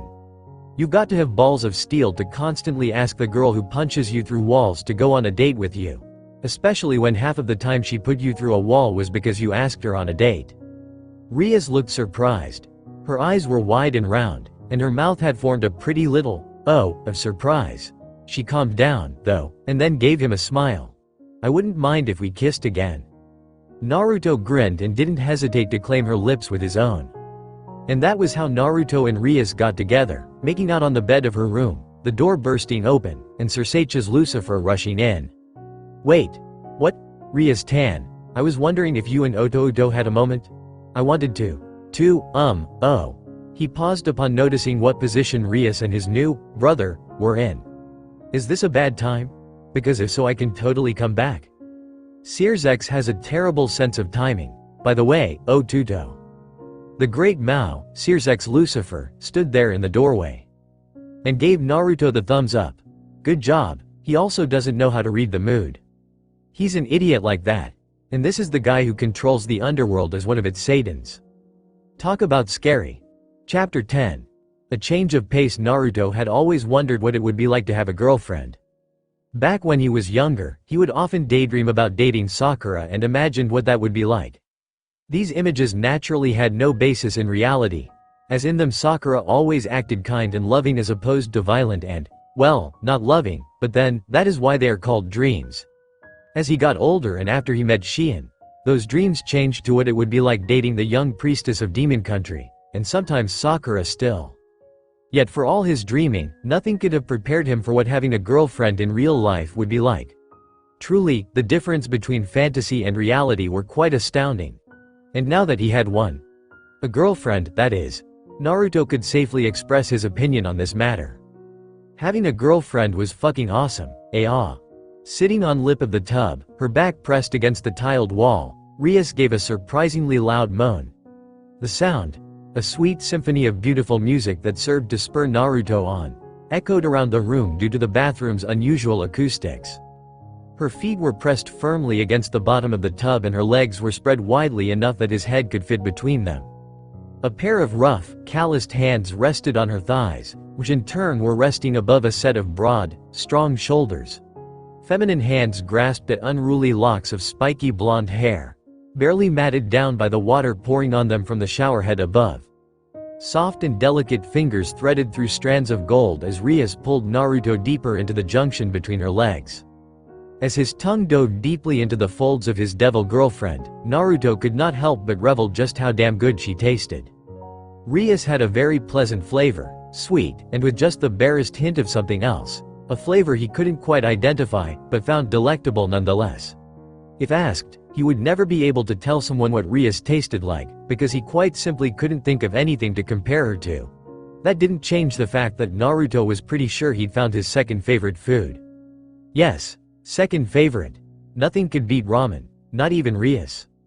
Speaking of which, maybe he should come up with a name for this flavor, since it was so unique. Rias a la carte had a very nice ring to it. Actually, no it didn't. Never mind. Naru yes. Oh, right there. Keep doing that. Something Naruto loved about Rias was that, despite how embarrassed she got whenever someone talked about their relationship in public, which was just odd because of how cuddly she was with him when in a public forum, the crimson-haired beauty was extremely vocal when they were committing passionate acts of eroticism in private. Her extremely vocal responses let him know when he did something right as well as when he did something wrong, and rewarded him by allowing Rias' wondrous moans to grace his eardrum. Rias had a beautiful voice, at least when she was moaning in ecstasy. Oh, on. Na Naru I am all, on. Naruto knew what Rias wanted to tell him when her walls clamped down on his tongue and a deluge of her sweet nectar flooded his mouth. He did his best to drink everything she offered him, though a bit of it did make its way down his chin. Which may have been due to his preoccupation of playing with her clit, which he rubbed with his nose to help prolong her orgasm. In return, the sexy young woman with beautiful red hair let out a scream of ecstasy that bounced off the walls. And could probably be heard by every single person within their apartment complex. Rias' wails began to settle down. Naruto didn't know if he could truly call himself an expert at the art of making love. He'd had sex a few times before, back in the elemental nations, but 3 or so acts of doing the nasty did not make one a master. Yet, within the past 2 weeks, he'd gotten in a lot of practice. Ever since returning from the underworld, he and Rias had been going at it nearly every night. So yes, while no master in the bedroom with a sex level that was over 9,000, Naruto could at the very least say that he knew how to please Rias quite well, as proven by the loud vocals she unleashed. As the thighs resting on Naruto's shoulder relaxed, the reincarnated for just a little over a month devil looked up and admired his girlfriend. Rias always looked gorgeous immediately after she finished thrashing about in the throes of passion and lust. Her body, sparkling in the light as trails of both water from the shower and sweat accumulated from his ministrations traveled down her incredible figure, was one of the most breathtaking sights he would ever lay eyes on, Naruto was sure. Her shoulders and chest heaved, causing her bosom to jiggle enticingly. And her face, by the Mao, there were few things more beautiful than that half-lidded expression of satisfaction she wore after being pushed over the edge of orgasmic bliss. Unable to hold herself up, Rias slid down off the lip and into the tub. Because of how small it was, this meant Naruto was slightly squished between her legs, but he didn't mind that one bit. There were few places he'd rather be, except maybe cuddling on the couch and enjoying the afterglow that came from sex. He liked that just as much as the act itself. Grinning, Naruto's hands gripped Rias' thighs just a little tighter and, with a slight heave, pulled her to him. Her legs instinctively hooked around his waist as her body pressed against his. She didn't resist when Naruto pulled her into a kiss, instead choosing to kiss back just as hard. And while she shared a wet, sloppy, tongue-filled kiss with Naruto, her right hand went through the gap between their bodies and found his shaft resting on both of their bellies. She began to stroke him, starting from the tip and going all the way down to the base. Naruto groaned in her mouth and jerked his hips a bit, which allowed her the upper hand in their dance. She slipped her tongue into his mouth and continued to work him over, until she felt his twitching grow spasmodic seconds before he released his load on them both. The two ignored the cum covering their lower torso in favor of continuing to lock lips. Only after 10 minutes of fervent, passionate kissing did the pair realize something. "We should probably get out or we'll be late for school," Rias said, though she sounded reluctant. Yeah. Naruto had no desire to go to school, which became obvious with his next words. "Or we could just ditch school and stay here." Rias gave Naruto an indulgent smile. "That sounds nice, but you know why we can't do that." Naruto grimaced. "I know, but you can't blame a guy for trying." "I suppose not. Now come on, let's get out of the shower and get dressed." "We might want to clean up first." Rias gave Naruto a queer look. "What do you mean? We're already clean. That's what the first half of our bathing entailed." "Yeah, but we're not clean anymore." Naruto pointed down. "We got dirty again, in case you haven't realized that yet." Rias looked down at what Naruto was pointing to. When she realized what he meant by dirty, her cheeks took on a very light shade of pink. "Oh, I guess I didn't think about that. She coughed into her right hand, trying to regain her composure. Right then, let's clean up, again, and then we can get dressed for school. Naruto couldn't quite stifle a chuckle. Rias was just too cute when she tried to give off that whole, take charge, attitude. Although, calling someone cute when they were butt naked might be something of an oxymoron. Especially when that naked person is a female who has boobs just a little over half the size of a person's head. But since when did Naruto ever care about semantics like that? Never. That's when. Are you going to keep laughing at me or are you going to help me clean up, again? Rias pouted when her words made him laugh harder. She would have crossed her arms, but they were currently around Naruto, so she had to make do with the pout. Sorry, Naruto apologized, still chuckling quietly. You don't sound very sorry, she muttered under her breath. Did you say something? I said let's hurry up and get clean. I have to keep my perfect attendance. Devil Ninja, contrary to Rias' belief, she and Naruto did, in fact, make it to school with plenty of time to spare. One of the many benefits to having a ninja, devil boyfriend was that he not only was he incredible fast and possessed the stamina of a fucking bull, he could also hop roofs and do so in such a way that no one saw him. Naruto held Rias in a bridal carry as he jumped across the rooftops and set her down in a small alley several meters from the school. They made it to school in record time. Walking through the gates arm in arm, the young couple found themselves the center of attention. Hey, you guys. Check it out, it's Naruto and Rias senpai. Damn that Naruto. He stole our Rias-sama from us. Why is Rias senpai dating a delinquent like Naruto anyway? Yeah, isn't Naruto, like, some kind of gangster or something? I hear he was a member of the Yakuza. That's just a rumor. Naruto's never shown any Yakuza traits. Yakuza don't play pranks like he does. Don't mention that whisker-faced reprobates pranks. The last time he pulled one it was on my gym class. We still haven't figured out how he put itching powder into all of our uniforms when our lockers were all locked. And don't even get me started on the superglue he put in our shoes. I'm still trying to figure out how he managed to do that without it drying before we put them on. Rias withheld her grimace as she listened to all the comments whispered by people who thought she and Naruto couldn't hear them. While some people had good things to say about them, she particularly enjoyed the one that claimed she and Naruto were the new power couple. Of course, most of them were either remarks made out of jealousy, or degrading comments made by people who didn't know a single thing about Naruto. They honestly upset her, and only her strong will and poise kept Rias from lashing out at those people. Bunch of fucking jerks. Naruto, on the other hand, did not have her restraint. These people are getting their asses pranked ASAP. While I normally wouldn't mind letting you have a bit fun, I don't think I need to remind you that your schedule this afternoon is already quite full, Rias said. You really don't have time to be playing pranks on people. Naruto grimaced. Yeah, I know. I didn't say I would prank them today, just that they were going to get pranked. A good prank takes time, patience and knowledge about the person you're pranking. I'll have some shadow clones observe the people who made a crack at me and exact my vengeance later. Rias felt a small trail of sweat trickle down her left temple. Naruto always claimed to be a pacifist who abhorred killing, but he apparently had no trouble exacting revenge on people who wronged him. Of course, revenge for Naruto really just meant he planned on pranking someone, and while most of his pranks were really funny, some of them could be downright cruel. Perhaps his devil side had a stronger hold over him than even the young man realized. Buku, Naruto-sensei, Savavi me. Rias and Naruto turned just in time to see a frantic Issei running up to them. The young man stopped in front of the pair, gasping for breath. Eyes? Rias said in surprise. She felt a touch of concern as she saw the state her pawn was in. Why do you look like you just ran a marathon? And why are you only in your underwear? Yes. Issei was not wearing any clothes aside from a pair of black briefs and a white t-shirt. He didn't even have shoes on. Despite how hard she tried to think, Rias could not come up with a suitable reason as to why her pawn wasn't wearing his school uniform. Or any clothes at all, for that matter. She really hoped he wasn't turning into an exhibitionist. And what are those red marks covering your body? Asked Naruto. It looks like someone took a flail or something and beat you with it. Naruto was, of course, referring to the numerous dark red welts all over Issei's arms and legs. There were probably a few on his chest and back, too, but they couldn't be seen.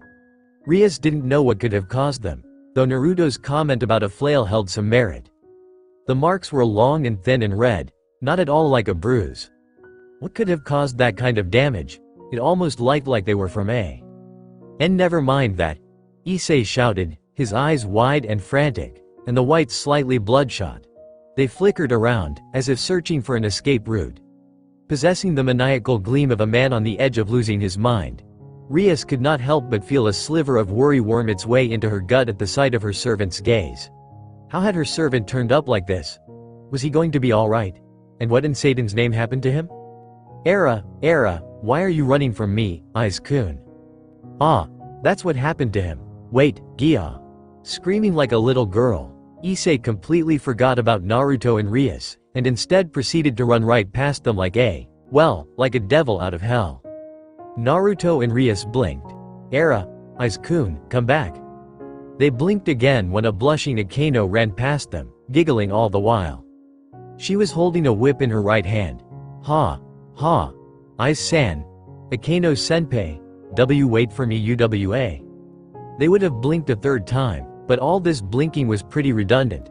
So instead of blinking, the pair simply settled for staring at Asia, who had tripped and fallen to the ground. After standing there for several seconds, their brains restarted and they did the most logical and nice thing they could for the bishop. Help her stand up. Are you alright, Asia-chan? Asked Rias once she and Naruto helped the girl to her feet. Yes. Asia bowed to the pair. Thank you very much, Bucko-san, Naruto-san. Ma. Grinning, Naruto affectionately rubbed Asia's head, much like he would usually do with Kaneko. No need for such formality. We're both part of Rias' peerage. That practically makes us family. You can just call me Naruto, or Naruto-ni-san, if you want. Asia blushed a bit at Naruto asking her to call him by such a familial title. Rias felt a bit amused, but also pleased. Naruto really was a good fit for her peerage. Oh okay, Naruto. Oni-san. Naruto practically squealed as he pulled Asia into a hug and began fondly rubbing his cheek against the crown of her head. The blush that had been on Asia's face started from her cheeks, spread across her face and moved all the way down to her chest. Aren't you just the cutest little Imouto-chan a person could ask for? Thank you. Grinning that fox-like grin, Naruto looked down at the girl. Now, you'd better go catch up with Aiz and Akeno-chan. Who knows what that woman's done to the poor boy by now. That's right. Without a backwards glance, Asia took off running. Aiz-san, Akeno-san, ooh, don't leave me behind. As they watched Asia run off after Issei and Akeno, the two shared a glance out of the corner of their eyes. Well, that was certainly interesting, wasn't it? Asked Naruto. Interesting is not the word I would have used to describe what just happened, Rias said, her voice dry. She then sent Naruto an askew glance. And what's this about Asia-chan being your Imouto? I thought that title belonged to Kaneko? When she saw Naruto flinched, her eyes softened. I'm sorry. I shouldn't have brought her up. No, it's okay. Naruto sent her a trembling smile. Rias felt like someone had just jabbed her in the gut. That smile was so fake it hurt. I probably should have seen this coming. Rias grabbed his hand and gave it a squeeze, which he returned. As they continued walking to class, the young heiress turned her thoughts towards her rook. She honestly didn't know what type of relationship Naruto and Kaneko had. The two had connected almost right from the get-go. Sometimes it seemed almost like siblings, and other times Rias knew for a fact that Naruto had no feelings of brotherly love towards the white-haired girl. All she needed to do was look at his pants whenever Kaneko sat on his lap to know that. Perhaps the reason she joked about them being brother and sister was to make herself feel secure, though that didn't seem to be needed now. Ever since the rating game had ended, Kaneko had been avoiding Naruto for some reason. Rias didn't know why. She had a few hunches, but they may be wrong and thus, she didn't say anything. Better to say nothing at all than make a guess, get it wrong and end up exacerbating an already tumultuous situation. I'm sure Kaneko will come around, Rias tried to reassure her servant and boyfriend. After all, you two get along so well.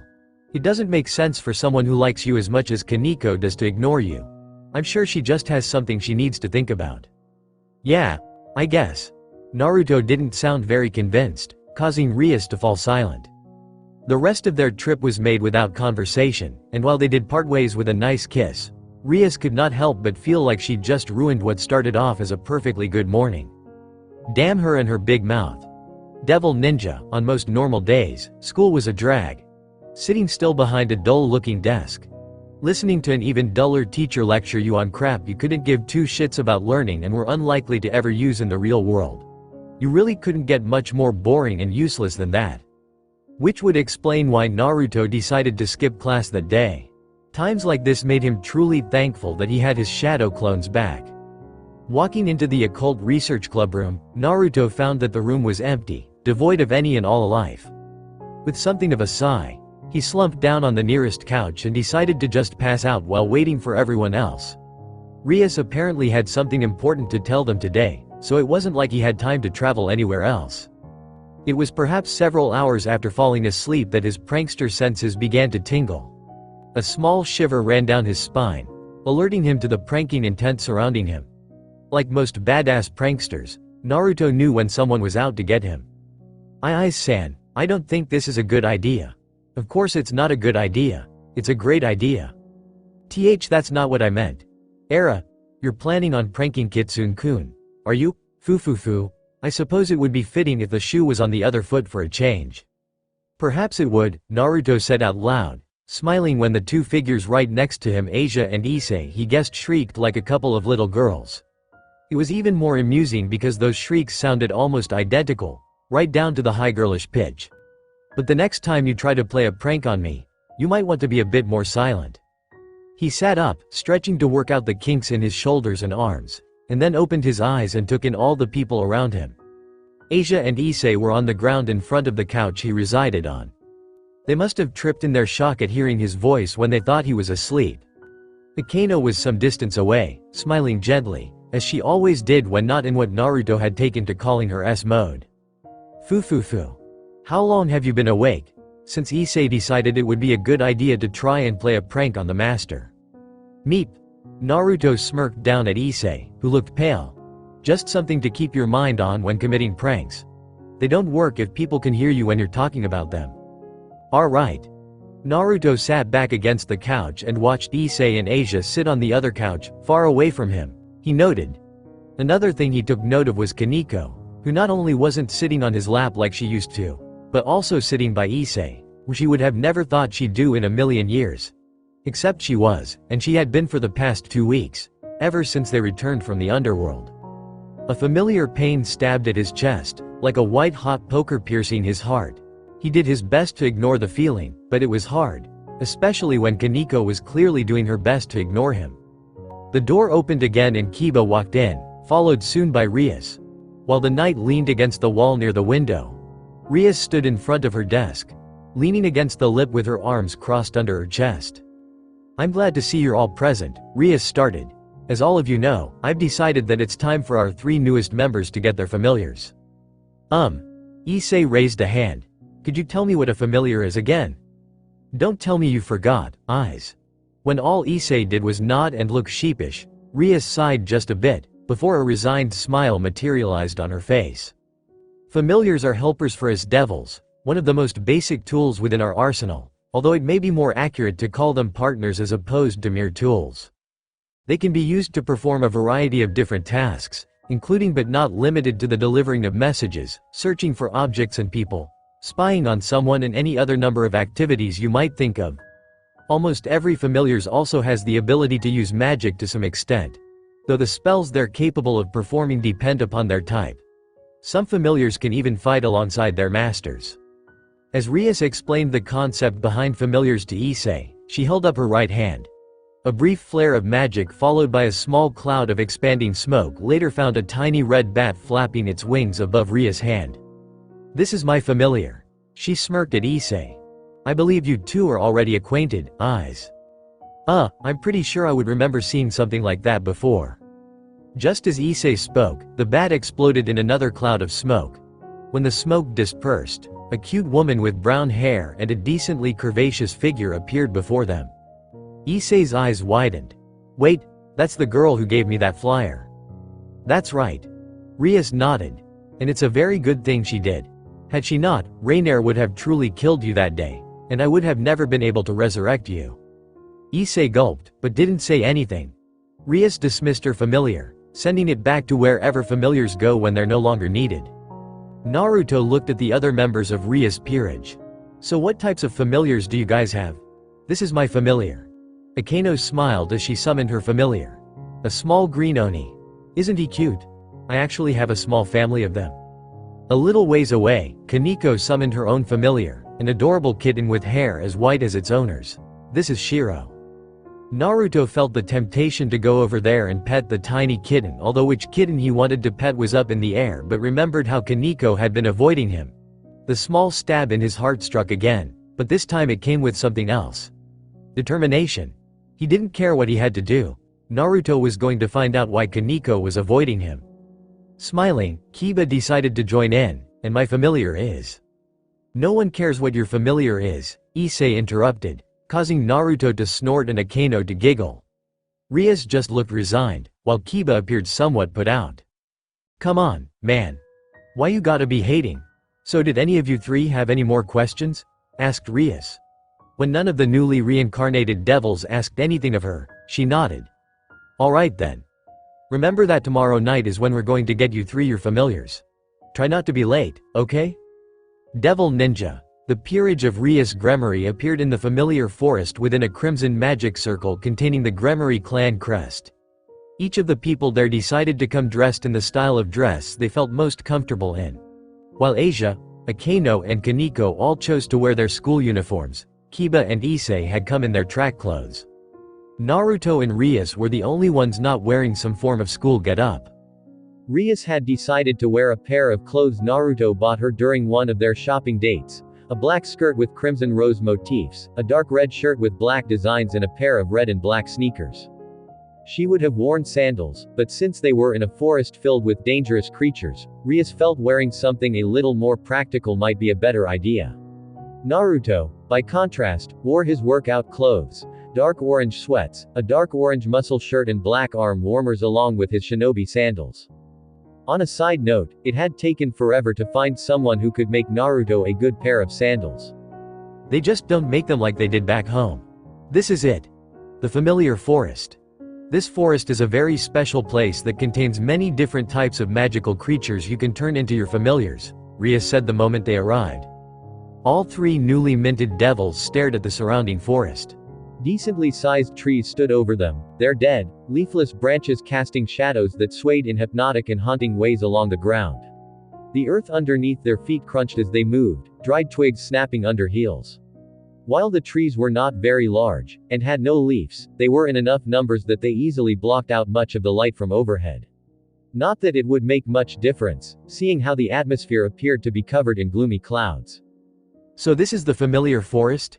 Issei questioned, shivering, creepy. Asia seemed to agree. She moved a little closer to Issei. I feel almost like I stepped into some kind of B-budget horror flick, Naruto murmured as he glanced around. He didn't seem nearly as disturbed as Asia or Issei. Don't worry Asia, eyes. Yuto tried to reassure his allies. This place isn't really that bad. It's where all of us got our familiars. Gotta catch 'em all. Yuto is right. And we did so with this man's help. Rias directed everyone's attention towards a person standing among the tree branches. He looked like, well, like a man-child, someone who had yet to accept that he was an adult and should no longer be wearing little boy shorts. Which he was wearing. Little boy shorts that were slightly loose and allowed everyone to see his hairy legs. He also wore a white wife-beater shirt, a cap that he put on backwards and a backpack that looked almost ready to burst. Yes. Man-child was definitely the most apt description for this guy. He looked like an Ash Ketchum gone horribly wrong. Or an Ash Ketchum who actually grew up. In the most sickening way possible. I'm Zatoji. The familiar master. I can catch any familiar that you can think of. As the man began doing strange Sentai poses that looked like something Kamen Rider would have rejected because they were lame, Asia and Issei both felt trickles of sweat running down the side of their faces. This guy was a familiar master? Really? And was it just them? Or had they actually been able to hear the capitals when Zatoji said familiar master? Akeno must have sensed their incredulity, because she quickly vouched for the man. Don't let his questionable appearance fool you. Zatoji-san is the one who helped Yuto-kun, Kaneko-chan and myself acquire our own familiars. Hey, speaking of Kaneko. Asia looked around, frowning. Just where did she go?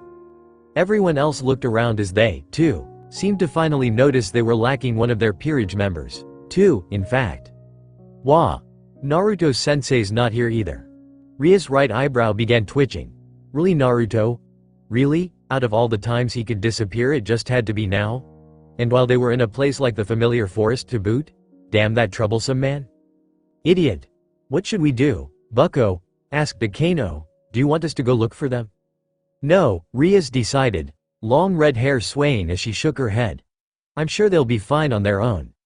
Naruto is strong, and Kaneko's no slouch either. And neither of them is foolish enough to get themselves lost in this forest. At least I hope not. Despite her words of reassurance to the rest of her peerage, Rias had every intention of having some words with Naruto about responsibility and staying with the group when they returned to the human world. She might love him, but by the Mao he knew how to give her the most intense of migraines. Devil Ninja, Kaneko could hardly begin to comprehend what had just happened within the last few moments of her life. 1 second she was standing around with everyone else, and the next she found herself being whisked away through the trees. Even now, as she surveyed her surroundings, trees passed by in an indecipherable amalgam of color and streaks. At least she thought they were trees. She was moving so fast they passed by as nothing more than a light blur. As her senses began to return, Kaneko was able to figure a few things out. 1. Someone was carrying her. She could feel an arm under her legs and another around her shoulders, holding her in a bridal carry. She also felt her lithe body being pressed into a masculine chest. 2. The person carrying her was Naruto. She wanted to feel panicked at this knowledge. Kaneko had gone out of her way to avoid the blonde ever since the raiding games ended, but couldn't seem to muster up enough of the emotion to really put up a fight.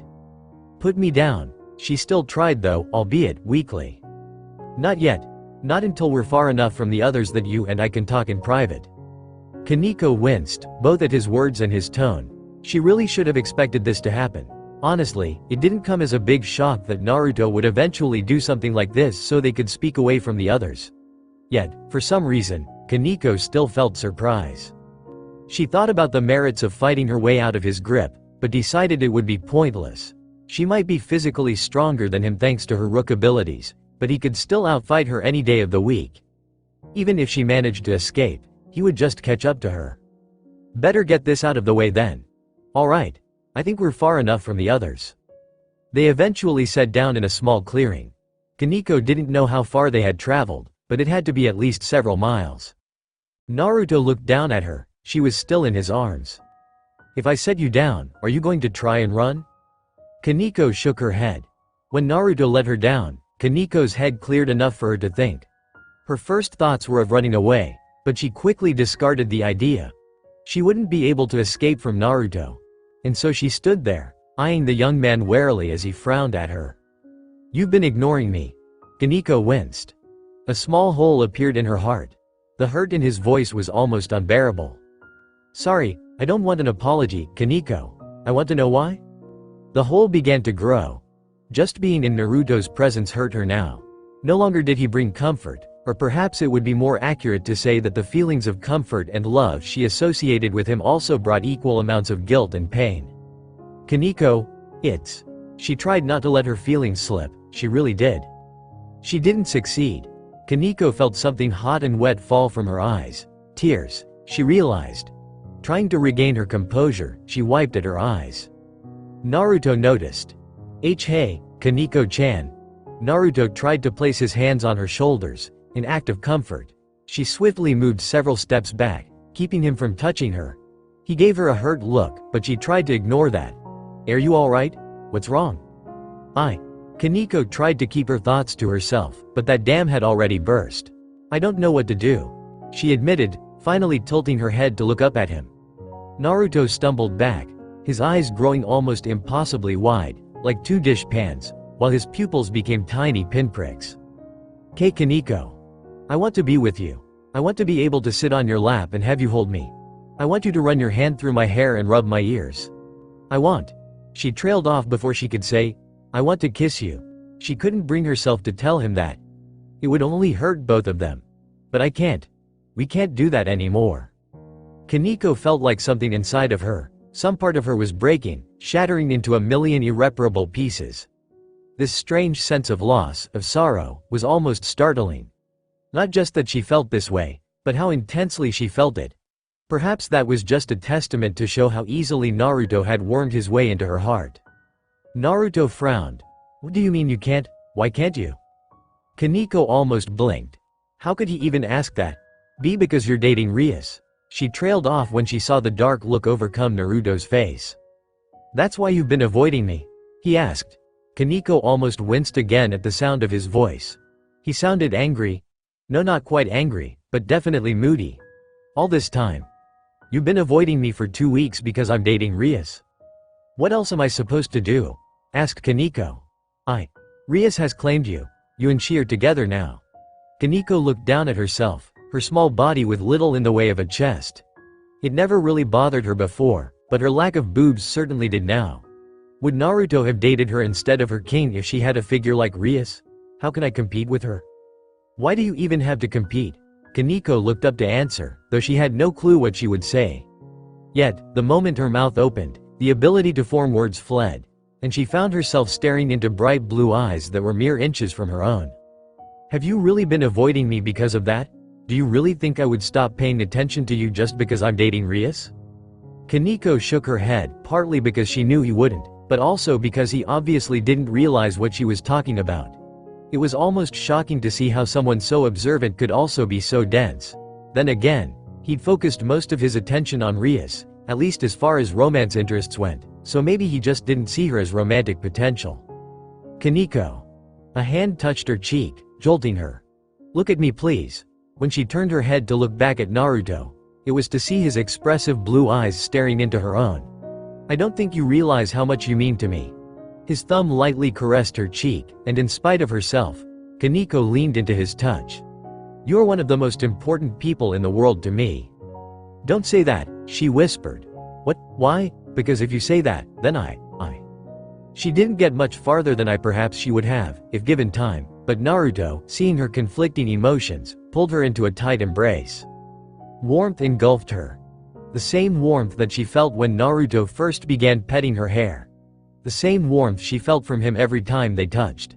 This warmth, this comfort, this feeling of safety and love that almost reminded Kaneko of her sister but was also wholly different. This was the feeling that she had associated with Naruto ever since their first meeting. It was also the feeling that caused her to break down. As she began to cry, a hand came up and began to caress her left ear. It felt soothing and comforting and just made her cry that much harder. Because Kaneko, despite her 15 years of age and unusual maturity was, in many ways, still just a lonely child. Devil Ninja, time seemed immaterial to Naruto at the moment. He sat on the ground, leaning his back against a large, dead tree. Sitting on his lap, straddling him in a way that would have definitely looked indecent to anyone witnessing them right now was Kaneko. She was asleep, having exhausted herself crying in his arms a while ago. Her torso now rested against his chest, her head tucked underneath his chin. In return, Naruto had pulled the young woman close, and his arms were wrapped around her tight little body. As he listened to the young devil's rhythmic breathing, Naruto reflected on the last few hours. Well, he thought they were hours. They felt like it at least. Whatever. Anyway, he reflected on the last few hours of his life, or to be more specific, the conversation he and Kaneko had before the second most important person in his life cried herself to sleep in his chest. He couldn't believe Kaneko had been avoiding him because he was dating Rias.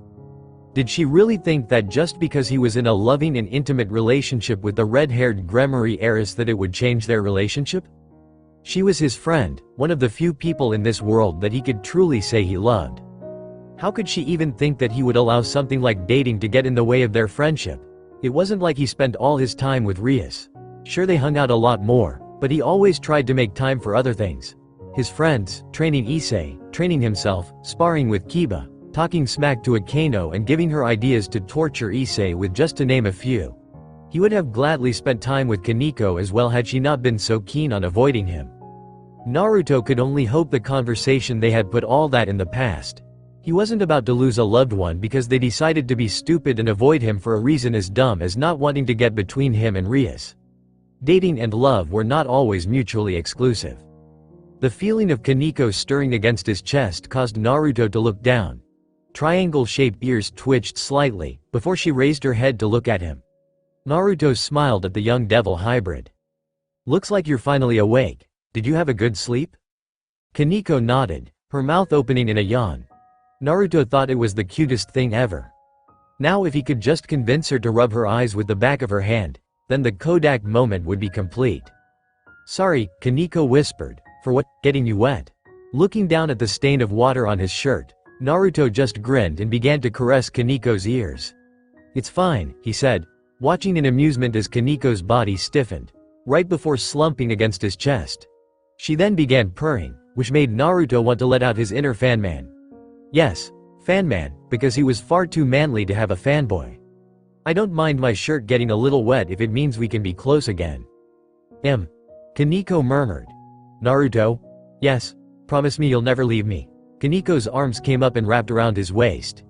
"Even if it's just like this, promise that you'll always be with me." "Of course I'll always be with you." Naruto hugged the young woman back. "You don't honestly think I'll stop being caring about you because I'm dating Rias now, do you? I love you, and I promise to always be with you." "Thank you." Naruto didn't know what Kaneko was thanking him for. This was what friends did. They helped and loved each other no matter what. Still, she did thank him. It would be rude not to respond. "You're welcome. I really missed this feeling," Kaneko admitted as she sighed, her warm breath hitting his neck. Her large, white cat ears twitched as he delicately rubbed them. "My hugs?" asked Naruto, grinning. "Or chakra," Kaneko corrected. "Whenever you touch me, I can feel your chakra surrounding me. It's so warm and pure and protective. I always feel like I'm being wrapped in a warm blanket. I haven't felt this way since. For a while. Is that the only reason you let me get so close to you like this? Because my chakra feels good?" Naruto didn't know whether he should be happy or depressed. At first, the devil hybrid admitted. "When you first came into the clubroom and touched me, I felt your chakra and became a little addicted to the feeling." Naruto couldn't see her face, but he had the distinct impression that Kaneko was blushing. "It just felt so good that I let you pet me whenever we were together. I also knew you wouldn't do anything pervert to me like Issei would." "Because of my chakra?" asked Naruto, not really surprised by how much Kaneko was speaking. Most people never heard her talk this much, but that was just because they didn't know her like Naruto did. "Yes. Everybody's chakra has a very unique feel to it, kind of like a fingerprint.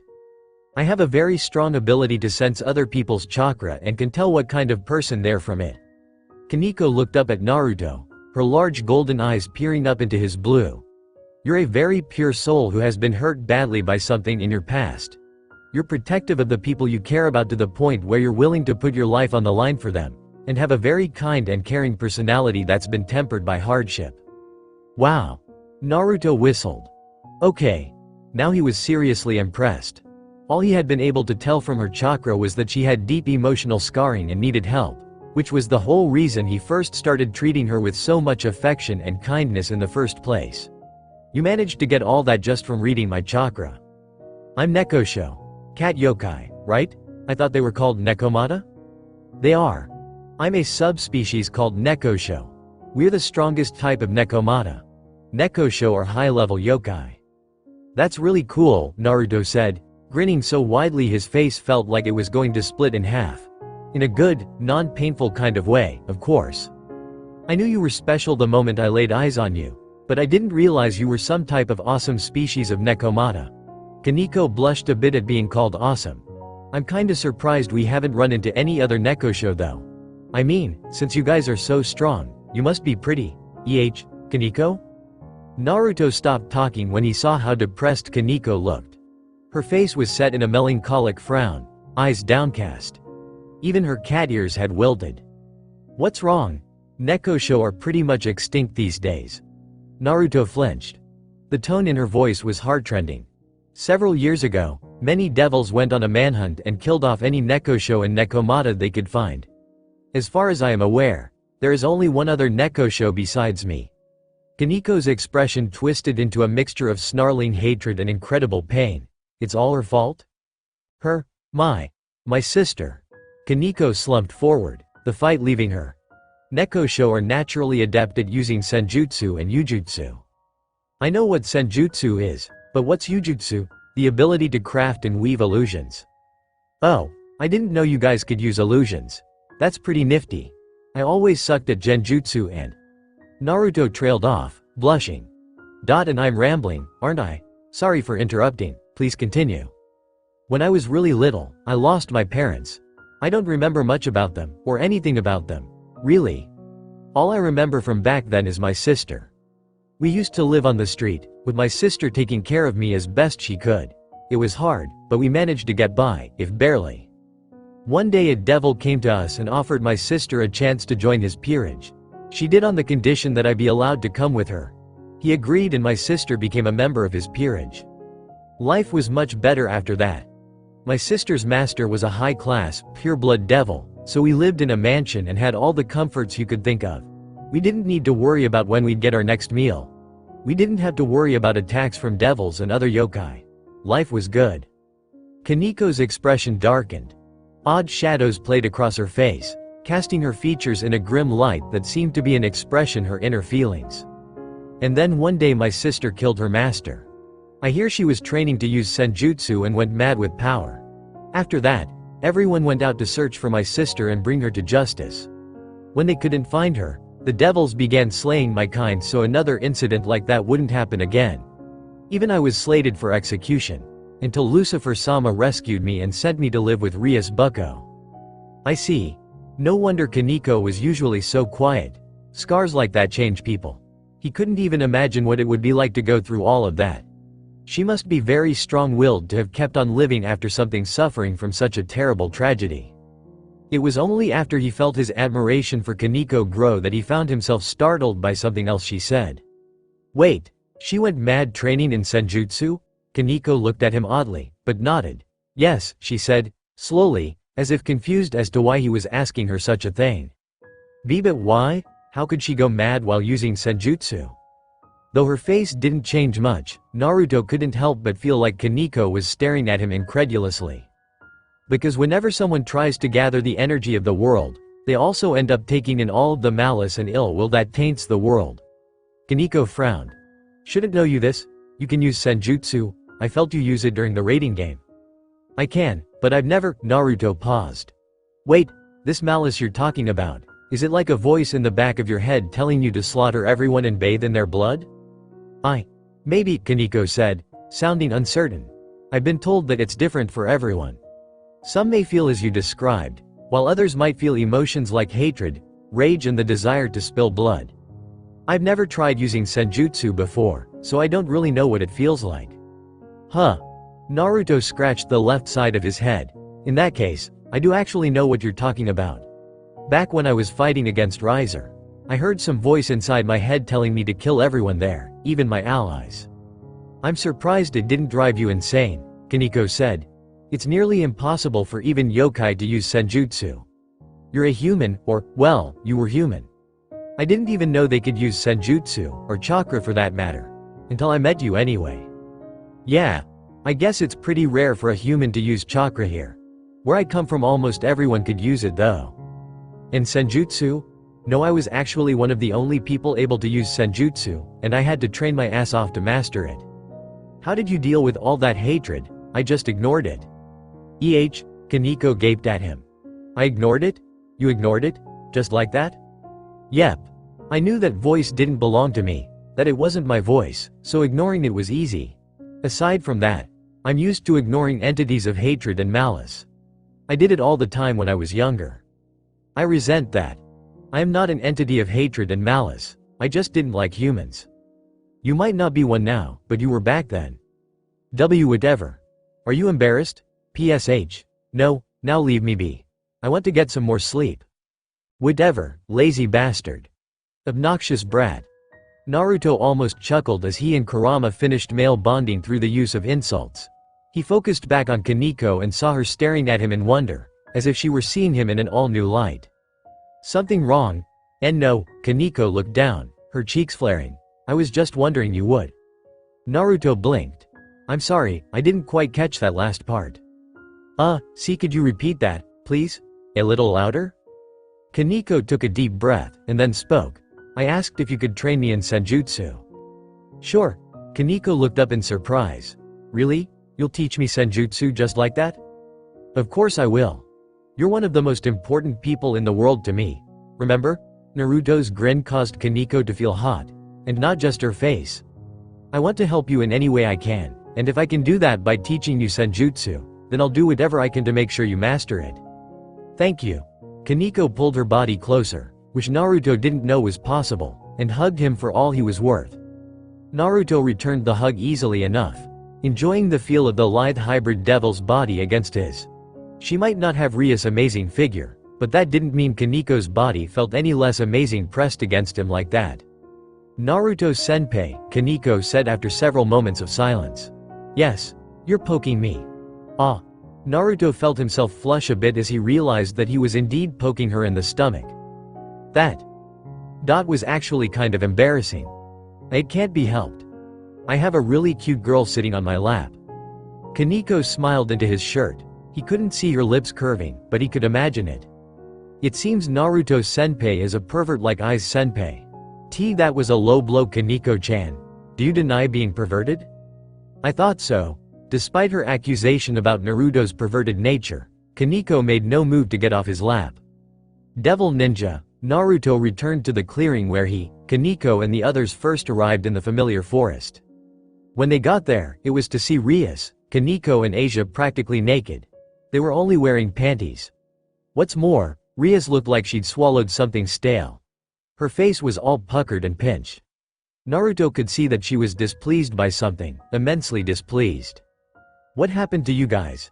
Asked Naruto. Never mind that, Rias declared, her cheeks turning just a little bit red. She tried to cover her blush up with a glare, which she directed at Naruto and Kaneko as they walked up to the group hand in hand. Where have you two been?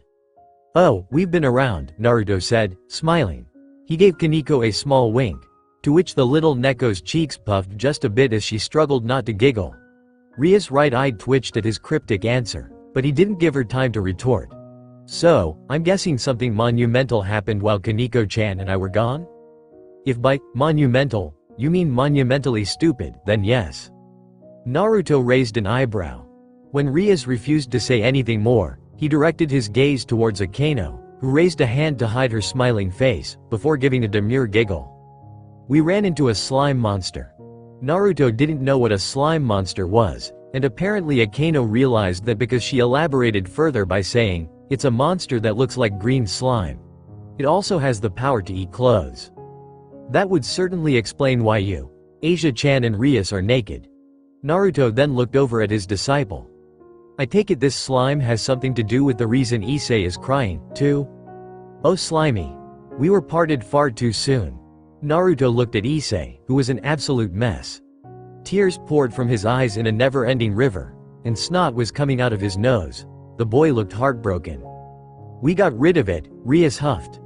Naruto had the impression that the only reason she didn't cross her arms under her chest was because they were being used to cover her boobs. He felt some disappointed. Rias had awesome breasts. But he also didn't want Issei getting a free peep show at his girlfriend, because then he would have to kill the kid. It would suck to find another apprentice to mess with.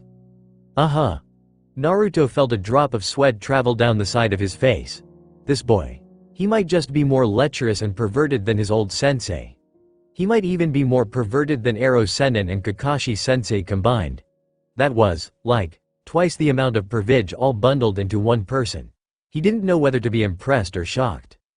Kaneko looked disgusted. So I take it you didn't find your familiar? Rias attempted to change the subject.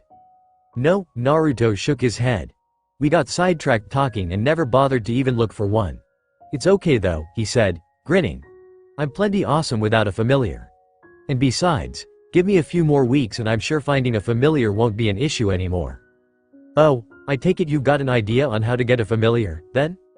Not in the way you're probably thinking, Naruto said. Let's just say I have an idea that, should it prove fruitful, we'll be killing two birds with one stone.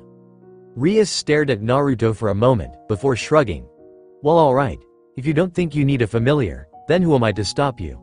Although it does seem like most of our trip was a waste now, since 2 of our new peerage members didn't even get a familiar. Does that mean Asia got a familiar? Asked Naruto. Oh yes. Asia came up to them. It was only now that he'd started paying more attention to her that he noticed the dragon being held in the blonde girl's arms. It was small, tiny even, and possessed blue diamond-like scales and wings. This Rasei. I named him after Aiz-san because of how protective he is of me. Naruto grinned when he saw Issei blush a bit, obviously embarrassed at having a dragon named after him. He's definitely a cute-looking dragon. Good potential too. I bet he'll be strong when he grows up. Dragons normally were. Asia beamed. Thank you. Rias interrupted their conversation before Naruto could say anything in response with a cough. Now that we're all here, let's go back to the human world. It's probably almost morning by now. I don't know about any of you, but I want to get some rest. Akano and many of the others were nodding, apparently in complete agreement with their king. Except Issei. He was still crying. The life of a pervert sure is tough. Devil Ninja, several miles out, far beyond the city limits, deep within the forest, 2 people were training. You need to be faster than that if you want to strip me of my clothes, Aiz-kun. Oh, don't you worry, I'm gonna strip you naked if it's the last thing I do. Yes. This was training. I've got you now, you're mine, Guag. Standing on the sidelines, arms crossed over his chest, Naruto watched as Issei was kicked in the stomach by a female clone of himself. Several seconds later, the dragon-type sacred gear holder was blasted backwards, breaking straight through one of the trees, bark and wood flying in all directions as the trunk shattered, before landing on the ground and rolling to a slow, painful stop. Come on, Aiz-kun. Surely you've got more than that. You must not want to see me naked very badly if this is all the effort you're willing to put in. NGG. Issei struggled to his feet once more, shoulders slouched and his breathing heavy. Blood dribbled down the left corner of his mouth, which he wiped off with the thumb of his right hand. Ha. Ha. Don't think this is all I have, Issei said, groaning in obvious discomfort and pain. I've still got way more fight left in me. And then, just like that, the young man seemed to gain his second wind. Just you watch, by the end of this spar, you're gonna be butt naked. Boost. Boost. Boost. Boost. With a loud shout, Issei raced towards the Naruto clone, who they dubbed Naruko for this training exercise. His speed picked up at a decently impressive rate. Before long, he was traveling at almost a third of Kiba's speed, which, while nothing amazing, was impressive for Issei, who used to be slower than molasses in winter. When he reached Naruko, Issei stretched out his gauntlet-covered hand and prepared to unleash unholy hell on the seemingly hapless young woman by using the most perverted attack in the history of ever. Hyagu. He was then sent flying back as Naruko leaned backwards, bending and contorting her body at an angle that no male could ever come close to, and then planting a swift and powerful kick into Issei's chest. The young man was sent flying back. Again, he also hit another tree. As Naruto and Naruko waited for Issei to get back up, they knew he had more fight in him. Rias appeared before him within a magic circle. Hey, Rias, Naruto greeted his girlfriend with a kiss. One that she returned eagerly, much to the enmity of a certain perverted disciple. Damn you, blonde bastard Sensgua. Never take your eyes off your opponent, Aiz-kun. Goo. Fuck, that hurt. Issei staggered back to his feet after once more getting sent flying, this time by a double fist punch to the chest. He staggered around for a moment, seemingly experiencing some issues with his balance. Naruto and Rias watched the young man shake his head, then slap his cheeks, before finally charging back into the fight. If getting his ass kicked like nobody's business could really be called a fight. Boost. How is Aiz coming along? Naruto glanced over at Rias, then returned his attention to Aiz. Now that he'd boosted himself 5 times, Aiz's prowess seemed almost equal to Naruko's. At least, until Naruko decided to up her game and started attacking with even more ferocity, speed and power than before. Once that happened, the young man began to take another beating. He's doing pretty good, actually, Naruto said, smiling when he saw Aiz actually managed to get several quick swipes in despite the pounding he took. It might not look like it, but Aiz has improved a lot. You're right. It doesn't look like it. Rias winced when she saw Aiz's face almost cave in from one of Naruko's punches. That had to hurt. Blood flew everywhere, and she could have sworn she even saw a tooth fly from Aiz's mouth. By the way, Why does your clone look like a girl? This is how I train him, Naruto admitted. Aiza's two greatest strengths are his loyalty and desire to help his friends, and his lust. Many people would consider lust a weakness, Rias commented. Many people are also idiots, Naruto shot back. Haven't you and everyone else said it before? That our greed is what gives devils our power? Going by that logic, using Aiza's lust to increase his power has merit. As Ria's lips turned into a thoughtful frown of silent contemplation, Naruto continued. Right now, I am using Aiza's lust to increase all of his abilities as a fighter. Naruto's purpose is not only to present Aiza with a pleasant piece of eye candy, but also to make him push himself more. His goal right now is to strip Naruto of her clothing, which motivates him and allows him to transcend his previous limitations. Within the past 2 weeks, his speed, strength, reflexes, hand-to-eye coordination and ability to adapt to new and dangerous situations on the fly have all improved by leaps and bounds. I would say that his strength has increased by about a third of his overall previous prowess. Rias gawked at him. You've managed to improve his physical abilities by that much? Yep. Naruto felt a small bit of pride, both at Aiza and his own accomplishment in helping the pervert get to his current level. I don't think he's even realized it yet, but after each session, Issei is just a little bit stronger, a little bit faster and a little bit better. I do this by having Naruto increase her own abilities in proportion to Aiza's growth. She always makes sure to stay just out of the range of what he is capable of, making it feel like he actually has a chance to increase his confidence, but also posing a real enough threat that he's going to get hurt if he doesn't improve. That's really cunning of you, actually, Rias admitted. Naruto shrugged. That's how my sensei trained me. Whenever we sparred, my teacher would limited his fighting abilities to just above my own and slowly upped his level over time. It was still a horrible matchup, he admitted. Ero Sennin had way more experience than I did, so even though he limited his strength, speed and techniques to just a bit better than what I could do, our fighting abilities were still horribly disproportionate. Much like you and Aiza are now. Exactly. But that will also help Aiza get stronger. By fighting against someone who has more combat experience and therefore more tactics to use in battle, I'm forcing him to become more capable of thinking on his feet. Naruto looked over at Aiza and Naruto. He could see some of his female clone's clothing had been removed. It was just a sleeve, but it meant Issei was getting better. He would have Naruto up her fighting prowess during their next spar, but for now. Alright, Issei, I think we can call it quits today.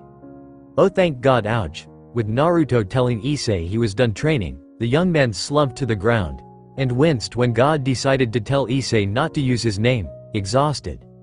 Lying on his back, arms and legs spread wide, the boosted gear user looked about ready to pass out. Are you ready to head home? Asked Rias, holding her hand out to him. Yep. Naruto grinned as he took Ria's hand. Much like everything else he and his girlfriend did, the act of holding hands sent just as much of a thrill through him as having sex. He really did love this feeling. Truly, nothing could be more addictive than being close to the person you loved. They began to walk off hand in hand, but not before Naruto gave the dead tired Issei, who was just now climbing to his feet, one last parting comment. Oh, and Aiza. The perverted boy looked up. You'd better get a lot of rest, tomorrow we're training your speed and strength. Issei just groaned, too tired to even shout, Devil Ninja. When Naruto and Rias arrived home, it was to a surprise of epic proportions. What the hell happened to my apartment? It was also the biggest shock of Naruto's life. His entire apartment complex, as well as the two complexes on either side of it, were no longer present. In their place was a mansion, a literal, honest-to-God mansion. Built in the traditional Japanese style, complete with lintel posts, sloping roofs, paper walls, wooden walkways and everything he'd ever seen in a Japanese mansion. The entire structure held all of the aesthetic appeal that of a daimyo's palace. It even had a koi pond. Oh, Rias also looked surprised, though not as much. It looks like Oni-sama has finally decided to upgrade our living space. I knew he planned on doing this for a while, but didn't know it would be so soon. You mean Aniki did this? That. Arg? Wait. Where are you going? Naruto. Naruto growled as he ran into the mansion. His sandal-clad feet banged against wooden floorboards as he rushed towards the two large energy sources in the mansion. He could feel them getting close. Wooden boards became tatami mats. The energy signatures got closer. Finally, after opening one last shogi screen door, Naruto found them, Searsex and his wife, maid, Graphia. Ha. Ha. Iniki. Searsex looked up and smiled when he saw Naruto standing in the doorway. Ah. Oto. The much larger man stood up, his armored joints clinking and clanging. He walked over to Naruto, until he stood right in front of the younger man. I see you finally returned. How do you like the renovations? Renovations? Naruto took another deep breath, and then plastered a smile on his face. They're great, he said, his smile turning into a grin so large and cheesy it forced his eyes to close and his whiskers to stretch. Amazing even, I've always wanted to live in a mansion like this. Searsex looked like he couldn't be more pleased. His chest swelled and his smile grew. Really? No, pow, oof. Searsex was forced to double over as Naruto's fist made a hard impact with his gut. Falling to his knees, the greatest of the four mouths curled around his stomach, arms wrapping around his torso for good measure. He looked at his little brother, as Naruto took several steps back, tears springing from his eyes. Oto. Why? Because you renovated my home without permission. Naruto ran a hand through his hair, sighing. Seriously, Iniki. You can't just do stuff to my property without my say-so. That's a violation of the bro code? The bro code? Yes. Naruto gave him a serious nod. There is a powerful code of honor among brothers. A certain form of laws that all brothers must abide by. One of those many rules is, thou shalt not mess with another brother's swag unless granted permission. I see. Searsex sniffled. He looked up at Naruto, his eyes looking at the blonde imploringly. I am sorry, Otuto. I didn't even realize there was a brother's code. His long red hair swayed as he shook his head. Please, can you forgive me? Of course I forgive you, Iniki. Naruto knelt down and clasped a hand on Searsex's shoulder. You just let your over-eagerness get the best of you. So long as you know better now, it's okay. Tears soon sprang to Naruto's eyes. Everything's okay now. Oto. Searsex's eyes grew large and moist. It was all kinds of disturbing. Iniki. So did Naruto's for that matter. They looked like puppy eyes, all big and blue and teary. Oto. Onkiki. Graphia's eyes widened as she realized what was about to happen.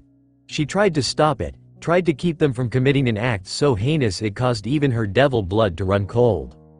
Oto. Iniki. Yet she could do nothing, like a person staring at a train wreck or a bunch of children beating on a puppy. She found herself incapable of stopping them.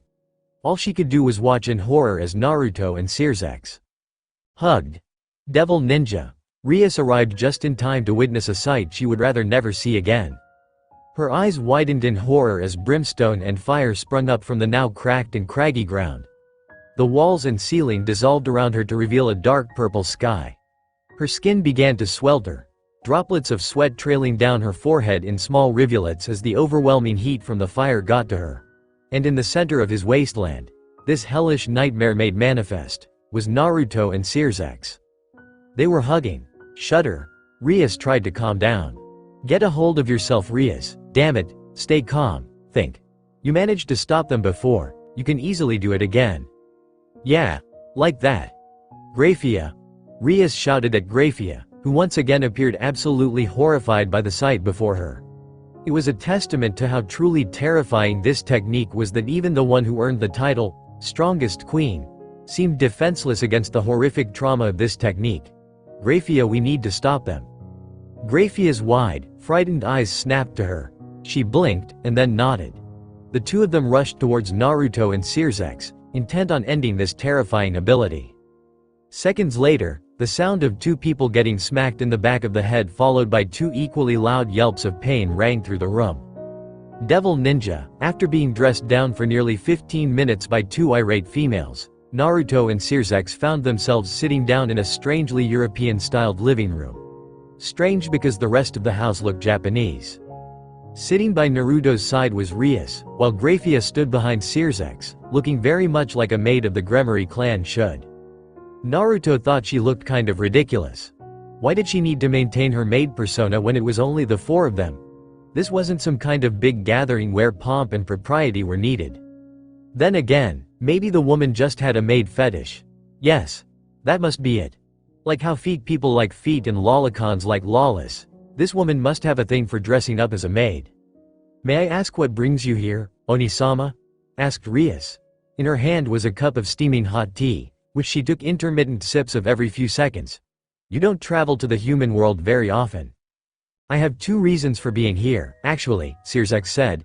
The first is to inform you both a little bit about Naruto here. More specifically about the evil piece that you used to resurrect him.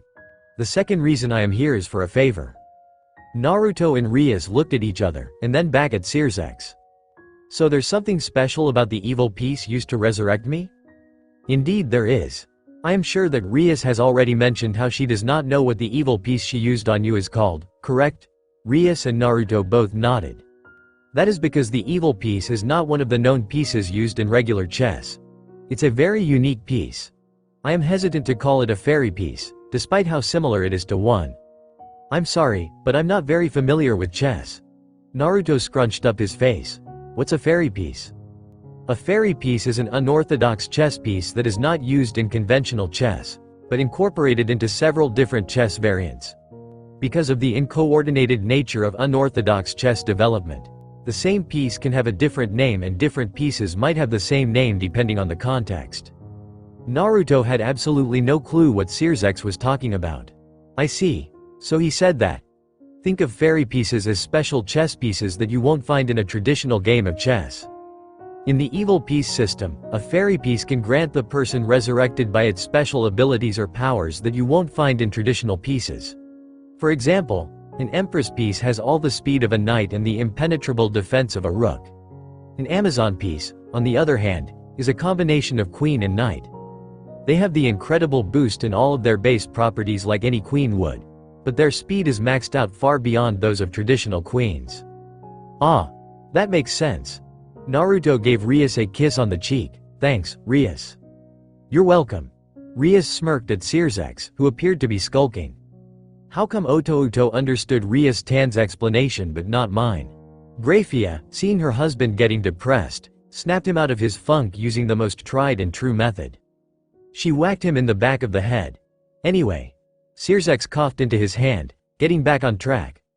Otouto's evil piece is very similar to a royal piece in that, should he be taken out of the game, then you would automatically lose. What? Ria's eyes grew wide and round, like 2 ping-pong balls. How is that possible? I'm not sure, Searsex admitted. The evil piece system is always evolving, always changing. That's how the mutated and fairy pieces came to be in the first place. However, no one really knows why this is. Even Ijuka, who created the evil pieces, doesn't understand why some are different from orthodox chess pieces. What we do know is this. Searsex shifted in his seat and a sudden tension rose into the air, causing Naruto and Rias to straighten almost subconsciously. When Naruto appeared in the underworld 4 months ago, one of the chess sets that Ijuka was working on responded to him and began to change. The pieces combined into one, creating a fairy piece that was a combination of every single piece, yet didn't seem to contain any of the power that comes from the other pieces, which is the reason I was able to trade it and a mutated pawn for 2 of your pawns. This is very hard to take in, Rias said. Unlike Naruto, who knew only enough about chess to kick her butt with random moves that he pulled out of his ass, she understood what her brother's words implied. Naruto's evil piece was created by combining an entire chess set, all 15 pieces, but contained none of their powers and, like a king, would cause her peerage to be disqualified should he ever be taken out of a rating game. That actually made him a weak link. Or it would, if he weren't so powerful. Does being this strange evil piece come with any benefits? Asked Naruto. Not that we've determined, Searsex said. From what Ijuka told me, the evil piece responded to the incredible energy emissions you unleashed when you tore a hole through the dimensional gap and ended up here. Somehow I'm not surprised you know I tore a hole through dimensions and wait, did you just say dimensional gap? Yes. The dimensional gap is the gap that exists between worlds and is considered a void world, because it is said to be devoid of all life except for the one known as Ophis, the Ouroboros dragon or infinite dragon god. Infinite dragon god? Rias saw Naruto perk up at the mention of Ophis and inwardly cursed her brother. Couldn't her brother have left that part out? She knew of Naruto's goal to become, in his own words, the ultimate badass of the universe. And with the knowledge that there was a being powerful enough to be considered a dragon god, never mind the infinite part, he would undoubtedly seek them out and challenge them to a fight. Naruto may abhor killing and bloodshed, but combat was something he seemed to love almost as passionately as he loved her. She really hoped Naruto wouldn't become a battle maniac. You mentioned something about the dimensional gap. Rias tried changing the subject. Fortunately, she was successful. Yes. For a long time now, the dimensional gap has been considered the gap between the three worlds of heaven, hell and earth. Naruto's appearance disproves this theory, leading Ijuka and I to believe that there may be many other worlds out there, paralleling our own. This is all theory, of course, and I hardly understood half the stuff Ijuka was talking about. But I do know that Naruto is not from any of the three worlds that we know of. Sears grew silent after that, allowing Rias and Naruto a moment to reflect on what they learned. Rias already knew that Naruto was from another world. That had been one of the first subjects Naruto spoke of after they got together, so this didn't surprise her. Although, she was surprised to hear that her brother knew Naruto wasn't from this world. She probably shouldn't have been, but she was. Now that you two know this, there is something else important that I need to tell you. Naruto and Rias were snapped out of their thoughts and looked at Sears. From this moment on, I want you two to be very careful. Word about your power has spread to all the devils in the underworld, and if they know about you, then others are bound to find out sooner or later. There have been rumors of devils with strong powers disappearing in the human world recently, so I want you two to watch yourselves. Ha! I say bring them on. Naruto pounded his left fist into his right palm. I'll shove my foot off in the ass of any jabroni stupid enough to mess with me. Ouch. We'll be careful, Oni-sama, Rias said after cuffing Naruto in the back of the head. Good. And since we've gotten all that out of the way, I have a request I would like to ask of you. Rias felt her curiosity grow at the mention of the request. She couldn't help but wonder what he needed from her. A glance at Naruto revealed that he, too, was likely feeling a touch inquisitive to know what the most powerful of the four Mao wanted from them. A red magic circle appeared on the floor off to the side. Rias recognized the crest as the crest of Lucifer, her brother's personal crest. A figure soon appeared from within the circle. The person, a female, stepped forward, allowing them to get a better look at her. Rias was shocked. Even Naruto's eyes went wide. It has been requested of the Gremory clan by the Phoenix clan that we allow Revel to transfer into Kuo Academy, so that she may gain experience living in the human world. While Revel stood there, hands clasped in front of her and appearing almost nervous, Sears smiled. And because you have proven yourselves so capable, it has been decided that you and Naruto shall be tasked with helping her acclimate. I hope you two don't mind.